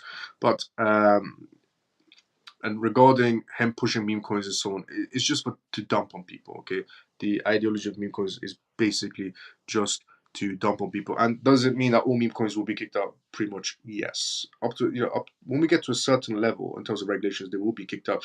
Also, he said in his video, the reason why I brought this up is because this particular influencer in his video, he said that who's going to stop us? The meme coins have taken over. The governments can't stop us. We will just produce more meme coins. Does he not know how the internet works? You can't IP block, essentially DeFi websites. For example, in the UK, if you try to go to a particular DeFi websites, you're IP blocked from them. Now, some say you can use VPN. Yes, you can. But a VPN company is also a private and public company. So if they can't operate in certain countries, they can't operate in certain countries, and they will be IP blocked as well from even accessing the VPN website company. So he made this video of who can stop us. Nobody can stop us. Governments can't stop us because we can build the next meme coin in 5 seconds and pump it. Yes, but then dump it on people. But he said nobody can stop us. He's never heard of IP block, which is something that's going on right now. The UK, the FCA is IP blocking websites where UK citizens are not allowed to visit inside the blockchain sector. So you can IP block. He said the SEC can't go after everybody. The SEC doesn't need to go after everybody. The SEC, first of all, only goes after companies that can bring them money, and they sue a couple of minor companies on the side. Second of all, the SEC has no time or budget to go after some crypto project somebody built in their bedroom. Do you know what's going to happen instead? IP block. Takes 5 seconds. And if that particular crypto project gets IP blocked from pretty much every country, then it becomes useless. And if you really want to go for a crypto project that's IP blocked, well, that's on you if you lose everything, all your entire life savings. But don't make promotional videos and put motivation music in it. This moronic of a person or a crypto influencer, put motivational music in the background as if he was making a speech. He thought he was Winston Churchill making a speech to people on why you should be going for meme coins and dropping your utility crypto products while we're in the narrative of regulations and banks and the corporate sector coming in, essentially, with the retail section like him are focused on the camel token that's going to be coming out next, the frog token. He's making motivational videos. He genuinely thought he was probably Winston Churchill making some speech, recommending to everyone with his motivational music in the background. What an absolute moron. People like him make us look bad inside the crypto space, honestly. When the corporate section want to enter the crypto space, they'll see people like him and go, really? And then we have to say, well, I'm in the corporate sector, and I have to say, well, he's a special case. That particular crypto influencer is a special case. But then there's like 10 of those morons inside the crypto space, so Jesus. But yeah, comediest video I've ever seen. And yes, they will be delisted eventually. Regarding meme coins, they will be. Definitely. Peg, good to see you. How you doing? Aussie. Oi, oi, oi. Let's go, Shelly. Regarding Australia launching Bitcoin ETFs, do you think we will get through this bull run with them first? I have a bit in a few from before I started listening to you. Yeah, I mean, you're still good this time around with meme coins. Afterwards, not so much. But don't be too focused on them. Miles, you love that phrase, absolute moron. Yeah, I do. I use that phrase quite a lot inside the corporate sector. I call a lot of people a moron inside the crypto sector and the corporate sector. Now, Australia. Australia's first spot Bitcoin ETF goes live on Cboe. The planned launch of IBTC has attracted attention on social media platforms and anticipation in crypto communities. The ETF differs from other exchange traded products because it invests and holds the actual Bitcoin. Here's something new. The IBTC reshape Australia's crypto markets. According to the Monochrome Asset Management, IBTC will be the first ETF to hold Bitcoin directly in Australia. The country already has two exchange-traded products. However, unlike Monochrome, Bitcoin ETF, the two products do not hold Bitcoin directly, but this one does. Before IBTC, Australian investors were only able to invest in ETFs that indirectly hold Bitcoin or through offshore Bitcoin products, both of which don't benefit from the investor protection under the directly held crypto asset financial services licensing of AFSL licensing regime, said the announcement. The regions such as Hong Kong and Australia have started warming up to spot Bitcoin ETFs. After the US approved them at the beginning of this year, Hong Kong officially approved that first batch of its products by the end of April as a part of the city's drive to become a global digital asset hub. In Australia, businesses needed approval from their regulators, the Australian Securities and Investment Commission, ASIC, the laws, and Australia's essentially that issuers also get approval from the preferred exchange, in this case, the Cboe. The Monochrome wants to explore more products essentially. Monochrome Asset Management applied with Australia's regulators in April this year to broaden the product offerings for investors in a safe space. This aligns with Monochrome's investor protection-driven mission to offer compliant, straightforward pathways to participate in this transformative space. Monochrome Asset Management CEO Jeff Yu, Monochrome reportedly anticipated launching its products in July, but got approval earlier than was anticipated, hence the June 4th launch. Honestly, here is generally that is something you don't hear much inside the crypto space, where a BTC ETF was supposed to be applied, coming to a green light maybe in July and getting fast-tracked for 4th of June. Monochrome has also indicated that users could store their IBTC in offline storage devices using crypto custody solutions that meet the country's regulatory standards. The asset manager is upbeat about the ETF supported interest and popularity in Bitcoin ETF products, and they're also looking at exploring Ether ETFs, which holds the asset directly like the IBTC. Australia is going headfirst inside the ETF market space, and they're going to be holding the asset directly. And also, people can hold their assets in self-storage custody wallets if they want to do through their Bitcoin ETF purchases. And ETF and Ethereum ETFs are next, and most likely more ETFs will get greenlighted pretty fast inside of Australia. But do you see what I mean about the corporate sector are coming in day by day, and nobody inside the crypto section from the retail section, the majority of the retail section, are more interested in Camel token and Frog token, while the corporate section with the actual money are coming in. Texas University creates a $5 million Bitcoin fund for essentially endowments. Before we go through this, let's inside the comment section. What's your favorite book? I'll put it in our Telegram group. Hey CMF, don't forget to give Miles a thumbs up for all he does for us. Let's go, Troy. Thank you so much. Yeah, wherever you're watching this from, drop a like if you want. We take a while to catch on down under. We take a while to catch on. Good night, Miles. The CMF coin. See you tomorrow, same time as usual. Texas University. Texas University creates a $5 million Bitcoin fund endowments. The University of Austin, a new private institution based in Texas. Even universities are going inside this fund. The University of Austin, a new private institution based in Texas, USA, is seeking to revolutionize the education sector by accepting cryptocurrencies as a form of a payment. Texas University is about to be accepting cryptocurrencies as a form of a payment. The university has partnered with Unchained, a cryptocurrency platform, to introduce a $5 million Bitcoin fund for its endowments. The Texas University creates a $5 million Bitcoin fund.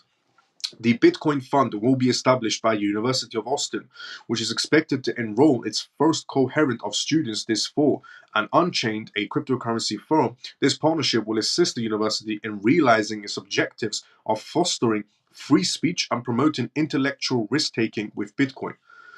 Coherently, Thomas Hugan, an incoming association professor at the university, said Bitcoin provides an opportunity to strengthen the UATX's mission of preparing the next generation of leaders and entrepreneurs in terms of blockchain technology. The agreement between UATX and Unchained includes the purchase of $5 million in Bitcoin with a minimum holding period of 5 years. Sorry about that. Something that I said a while ago as well is that the corporate section or all these big players will come in and they will purchase a cryptocurrency. As I said, people could quote me on this live show.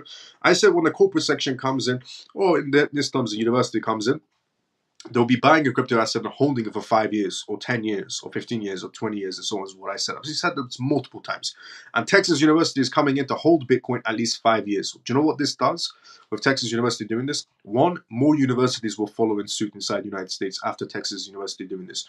Two, this will again mess up this whole ideology of historic patterns. The reason why historic patterns aren't playing out is because corporations are coming in, buying crypto assets, or Bitcoin in this general case, for BTC ETFs, and holding them for more than 5 years or 10 years or so on. That's what they're going to be doing. That's why the market isn't playing historic patterns, because in the past it was buy, sell, buy, sell, buy, sell. But when you have corporates coming in and holding for a good 5 years, obviously that will disrupt historic patterns. And that's what the University of Texas is going to be doing. The agreement between UATX and Unchained includes the purchase of 5 million Bitcoins with a minimum holding period of 5 years. Bitcoin as an investment option forms a part of the university's strategic financial planning, given the growing trends of cryptocurrency adoption across the globe. Growth and community support, Joseph Kelly, CEO and co-founder of Unchained, said, "I'm very passionate about the UATX is building in Austin. By choosing Unchained as a partner, the university is recognizing what Bitcoin is. This is why I will continue to defend it as a technology for freedom," is essentially what they said. According to the release, this collaboration reflects the relationship between the university and the crypto community that aims to build a long-term cooperation that would cover not only the financial aspects, but also the marketing, the events, and the education for blockchain, essentially. This decision has been essentially by the supporters of the university, as many of them have volunteered to donate their own cryptocurrencies to their university for doing this achievement or reaching this milestone. UATX has adopted this new approach at a time when the university has raised nearly $200 million. The university has raised $200 million in funds owing to its stand on several national issues, thus showing that untraditional funding methods can be very effective, which they can be. They've raised $200 million. They are going to be getting ready hefty. And more universities will follow in suit. So not only more pension funds are going to be allocated towards the crypto sector, but also universities are coming in and backing their university with cryptocurrencies. Not only that, but also accepting cryptocurrencies and teaching about them. Do you see how the world is changing? The narrative? It's not meme coins. The intelligent people are allocated somewhere else. But people who are chasing dreams and hopes are on a different side of the market space. The DFSA has amended crypto regulations in Dubai special economic zones. Is the next news to go through, which is massive news coming out of Dubai.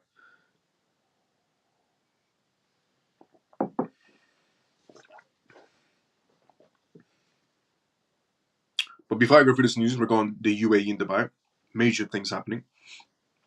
Let's go through the comment section first. Trying to fast track to take advantage before it takes off. Let's go Texas. Let's go Ray. Do the Hong Kong ETF news mean anything good for CFX? Yes, over time, definitely. Good night, Miles of CMF. Good luck, everyone. Let's go, Funky Brother. Funky Brother, see you tomorrow, same time as usual.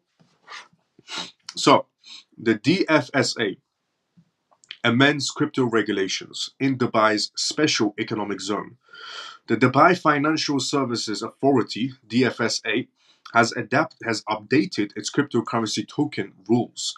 This move aims to improve the regulatory framework within the Dubai International Financial Center, the DIFC, a special economic zone in Dubai. Major things are happening in Dubai right now in terms of regulations. The DFSA, an independent regulator in the UAE, announced these changes on June 3rd. These changes come from its consultation paper of 153 pages, published in January 2024, but going to be implemented now. The amendments focus on several important areas, including funds investing in crypto tokens and the process of recognizing these tokens. The DFSA makes comprehensive regulatory changes in Dubai. Comprehensive regulatory changes. The DFSA's regulatory mandate is a lengthy document. It covers asset management, banking, credit services, securities, investment funds, custody, trust services, commodities futures trading, Islamic finance, insurance, crowdfunding platforms, money services, exchanges for international equities and commodities and derivatives. There's all for blockchain. Additionally, the DFSA administration anti-money laundering (AML) and combating the financial of the CFT legislation for regulated firms and designated of non-financial businesses and professionals in the DFIs as well, in the DIFC. The first amendments affects investment funds inside this 156-page document in Dubai. The First Amendment affects the investment funds. The DFSA now permits units of external and foreign funds to invest in recognized crypto tokens. In Dubai, right now, the regulations, the DFSA now permits units of external and foreign funds to invest in recognized crypto tokens. I'll tell you what the crypto tokens are. Additionally, domestic qualified investor funds can now invest in unrecognized crypto tokens. Second, new rules will govern the custody and staking of crypto tokens. Staking rules are also coming out in Dubai, ensuring that these activities are conducted securely and transparently regarding staking. Third, the DFSA has issued new guidance on compliance with financial crime regulations, including implementing the travel rule, which requires sharing information about the sender and the receiver of crypto transactions, something that was applied in the UK that's now been implemented in the EU and other places around the world, because they all under the G20 summit where they signed a declaration in New Delhi to be on the same sets of rules on cryptocurrencies. The UK was the first one to implement this, and obviously other countries followed in suit, and now Dubai is following in suit, where you have to put down, who you're sending your cryptocurrencies to when you're making a transfer, and why you're sending it to this person. The other person that's receiving the cryptocurrencies from you has to write that they're receiving this certain amount, this exact amount from you, and you have to type in that person's name that you're receiving the money from. So this is how you do full transparency in terms of the DFSA has established new criteria for recognizing the travel rule. That's what the travel rule is basically, which requires sharing information about the sender and the receiver of crypto transactions. Lastly, the recognition processes for crypto tokens has been revised. The DFSA has established new criteria for recognizing fiat crypto tokens, commonly known as stablecoins, in this regulation as well. The DFSA has been engaging with the markets over the past 2 years. The DFSA has interacted with more than 100 firms seeking licensings. They've made contact. The DFSA has had contact with more than 100 firms that need licensings, blockchain licensings. This engagement has provided valuable insights into the market's dynamics and regulatory needs. The crypto token regime, effective since 2022, has evolved in line with international standards. The International Organization of Securities Commissions of IOSCO has published recommendations on crypto assets and decentralized finance DeFi. Similarly to the Basel Committee has proposed amendments focusing on banks' exposures to crypto assets, emphasizing stablecoins reserve assets. Ian, the DFSA's chief executive, commented on the changes.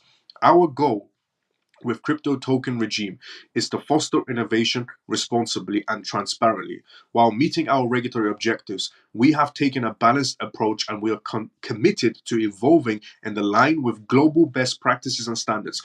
Dubai and the UAE have came out essentially and said that we're going to be abiding by the global regulations when it comes to cryptocurrency, the global regulations. Now, why is that a key word? Because the amendments and the standards, essentially, the amendments could also influence the ability of domestic qualified investor funds to invest in unrecognized tokens. Now, since the regime's implementation, the DFS, since Dubai's implementation and the UAE's implementation of the 156-page document, in terms of what is a green light for their country to buy and sell and use and so on, the DFSA has only recognized these 5 crypto tokens. These are the only 5 crypto tokens that have been essentially recognized by the DFSA of Dubai or the United Arab Emirates. And Ian Johnston is basically the chief executive as well. He has said the 5 cryptocurrencies are Bitcoin, Ethereum, Litecoin, XRP, and Toncoin. Bitcoin, Ethereum, Litecoin, XRP, and Toncoin are the only ones recognized by the DFSA of Dubai under this new regulation, under this step-by-step regulation. The only cryptocurrencies that are accepted, are essentially fully recognized by their governments, is Bitcoin, Ethereum, Litecoin, XRP, and Toncoin.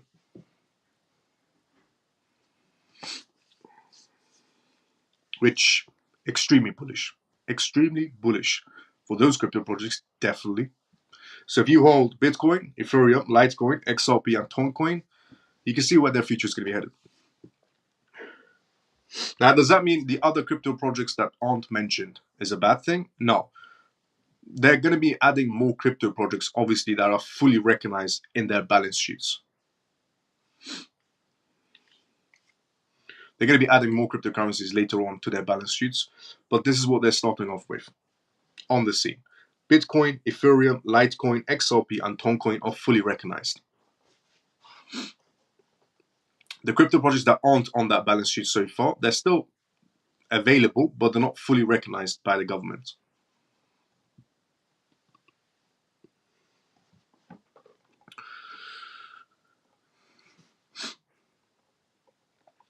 And also XDC and XLM, they're essentially XDC and XLM. They're in so XDC is an R3 corridor, so that's why they won't mention it, because XDC is going to be used as cross-border payments for corporations only. So XRP, the XRP ledger, XRP is being mentioned here, but the XRP ledger has that retail section aspect, but also the business aspect about it. XDC is only corporate. That's why it's not mentioned here in any sort of way. But XDC is through R3 corridor. R3 corridor has been used with the Enbridge situation, which is the cross-border payments Dubai has made. So don't worry, XDC is there as well, but XDC is fully corporate. That's why they haven't mentioned it here. Also, XLM will most likely get mentioned as well.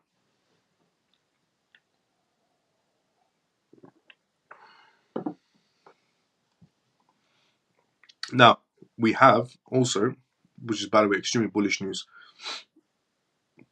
they need regulations to stop the dodgy characters moving there to continue their Ponzi schemes and scamming people. It's the Wild West of Ponzi's there now, which is true. Yes, it is. XRP Den, good to see you. How you doing? How you been? Let me go back up because I think I missed a few comments. Good night, Miles. The CMF Funky Brother. See you tomorrow as usual. XRP Den, good to see you. How you doing? And Shelly, it's true. A lot of scammers do live there. They want a piece of the pie, Miles. Crypto was a laugh, but now they want the payment for doing nothing. Pretty much, XRP Den, pretty much. Good to see you. How you doing? And we have also reached the end of tonight's live show as well. The last news we went through was regarding the DFSA, which is major news coming out of Dubai, extremely bullish. The news we went before that was Texas University coming inside the crypto sector as well, which is massive news as well, extremely bullish. More universities will follow in suit. We talked about Australia's first ever Bitcoin ETF getting fast-tracked and green-lighted ASAP by the looks of it. It was extremely bullish, again, for the corporate sector and for the crypto sector in general. Then we talked about, essentially, the MICA in terms of regulations of Binance updating their regulations, more exchanges updating their regulations for the MICA. That's going to be implemented this month. A lot of things are happening this month in terms of the banking sector and regulations, something the Bank of America's analysts said essentially to look at for moving forward. Now, Wisconsin essentially expanding their portfolio in the crypto sector as well, which is extremely bullish news. Then we talked about essentially Edward Snowden making smart comments, and even Chainlink's founder making some comments towards Warren Buffett for his stock essentially going to 99.97% minus today, and how blockchain could actually help their stocks. Then we talked about the International Association of Cryptonomics and Artificial Intelligence established in Kazakhstan, which is going to be established by Russia. 15 countries are coming together to build a digital UN using blockchain and AI. Most likely going to be BRICS countries because Russia is involved in that scenario. And and also because 15 countries are also a part of already the International Association of Cryptonomics and Artificial Intelligence. Their names have not been mentioned. Russia's the only one being mentioned because they're the ones established in the team. But it will come out, and I'll keep everybody updated because it is big news. A digital yuan, because it shows the adoption rate. And then we talked about essentially there is a second Michael Saylor saying, the general crypto space is going to do well. Michael Saylor before said crypto's utter trash or Bitcoin's trash, and then it became Bitcoin only for him. And now he's coming out making comments. The entire crypto space is going to become legitimized, is what Michael Saylor has just said. Then we talked about the 300-year-old violin, Mike Novoscott, the founder of Galaxy Digital, the company that essentially has a Bitcoin ETF and an Ethereum ETF greenlighted recently. The founder of this company has came out and essentially tokenized for the first time ever a 300-year-old violin. A 300-year-old violin, he's tokenized it for $9 million. The most impressive part is this tokenization he's done recently. He's going to be using this 300-year-old tokenized violin that's worth $9 million as collateral for his company. This is going to open floodgates of more people following Mike Novoscott's footsteps of tokenizing assets on chains and using as collateral for their company, is what Mike Novoscott has done, which is incredible. We're going to see more people following in suit, believe me. And we also talked about Coinbase making a recent donation of $25 million today as well for their pro-crypto stance. In terms of politicians joining in, we talked about Binance's delistings. Binance is delisting OMG, Waves, WNXM, and XEM. And more exchanges could follow suit as well. We talked about OKX Exchange and how essentially they're launching their exchange and Web3 wallet, OKX Exchange, in Netherlands under the MiCA regulations. So we went through quite a lot of news, some extremely bullish, some informative that you should know about. But yeah, in general, a lot of things happening inside the corporate sector in terms of new investments coming inside the market space. And the tokenization news was just absolutely amazing to hear of Mike Novoscott doing it. Dubai coming out of regulations, incredible. The MiCA coming out of the regulations, incredible.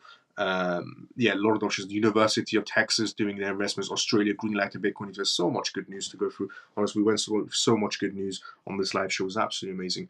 And we have come to the endings of this live show as well. If you enjoyed this live show, you can tune into this live show every single night on X if you're watching this on X Live, or on YouTube if you're watching this on YouTube. If you enjoyed it, drop a like on the live show. Give me follow me if you want to, so you get alerted when I go on live every single night. I go exact same time. If you enjoyed this live show, even drop a comment, a thumbs up if you want. It helps to spread the live show. And if you enjoyed it, drop a follow, drop a like. Is it XDC? Don't know if I heard it correctly. XDC. XDC. There are 2 TON listed on Coinbase Coin and TON token. TON token is the one. TON coin and TON token, I was referring to TON coin. Thanks, Miles. Great live as usual. See you same time tomorrow. Good night, CMF. Jason, see you tomorrow about the same time as usual. Good night and God bless Miles and family. Let's educate and help each other make some money this bull run. Let's go. Peace out, people. Brian, see you tomorrow same time as usual. Actually, they're saying that Coinbase doesn't list TON, but what were you referring to? TON coin. Crypto.com sells it, Binance sells it, a lot of exchanges sells it, but before you buy it, go into it first, see if you want to go for it or not. Miles, your knowledge is outstanding. Thank you, XRP. Thank you so much for the kind words. It was good to see you as well. Good night, Miles. Mike, see you tomorrow sometime as usual, brother. Can a singer tokenize a song? Possible, if a singer tokenizing a song, yeah, definitely. They sell it in pieces, sure. Appreciate you, Miles. Thanks, XRP. Thanks so much for the kind words. Great job again, Miles. Let's go, Scott. Thanks so much for the kind words. Yes, we have reached the endings of tonight's live show. I'm going to be doing the disclaimer that I always do.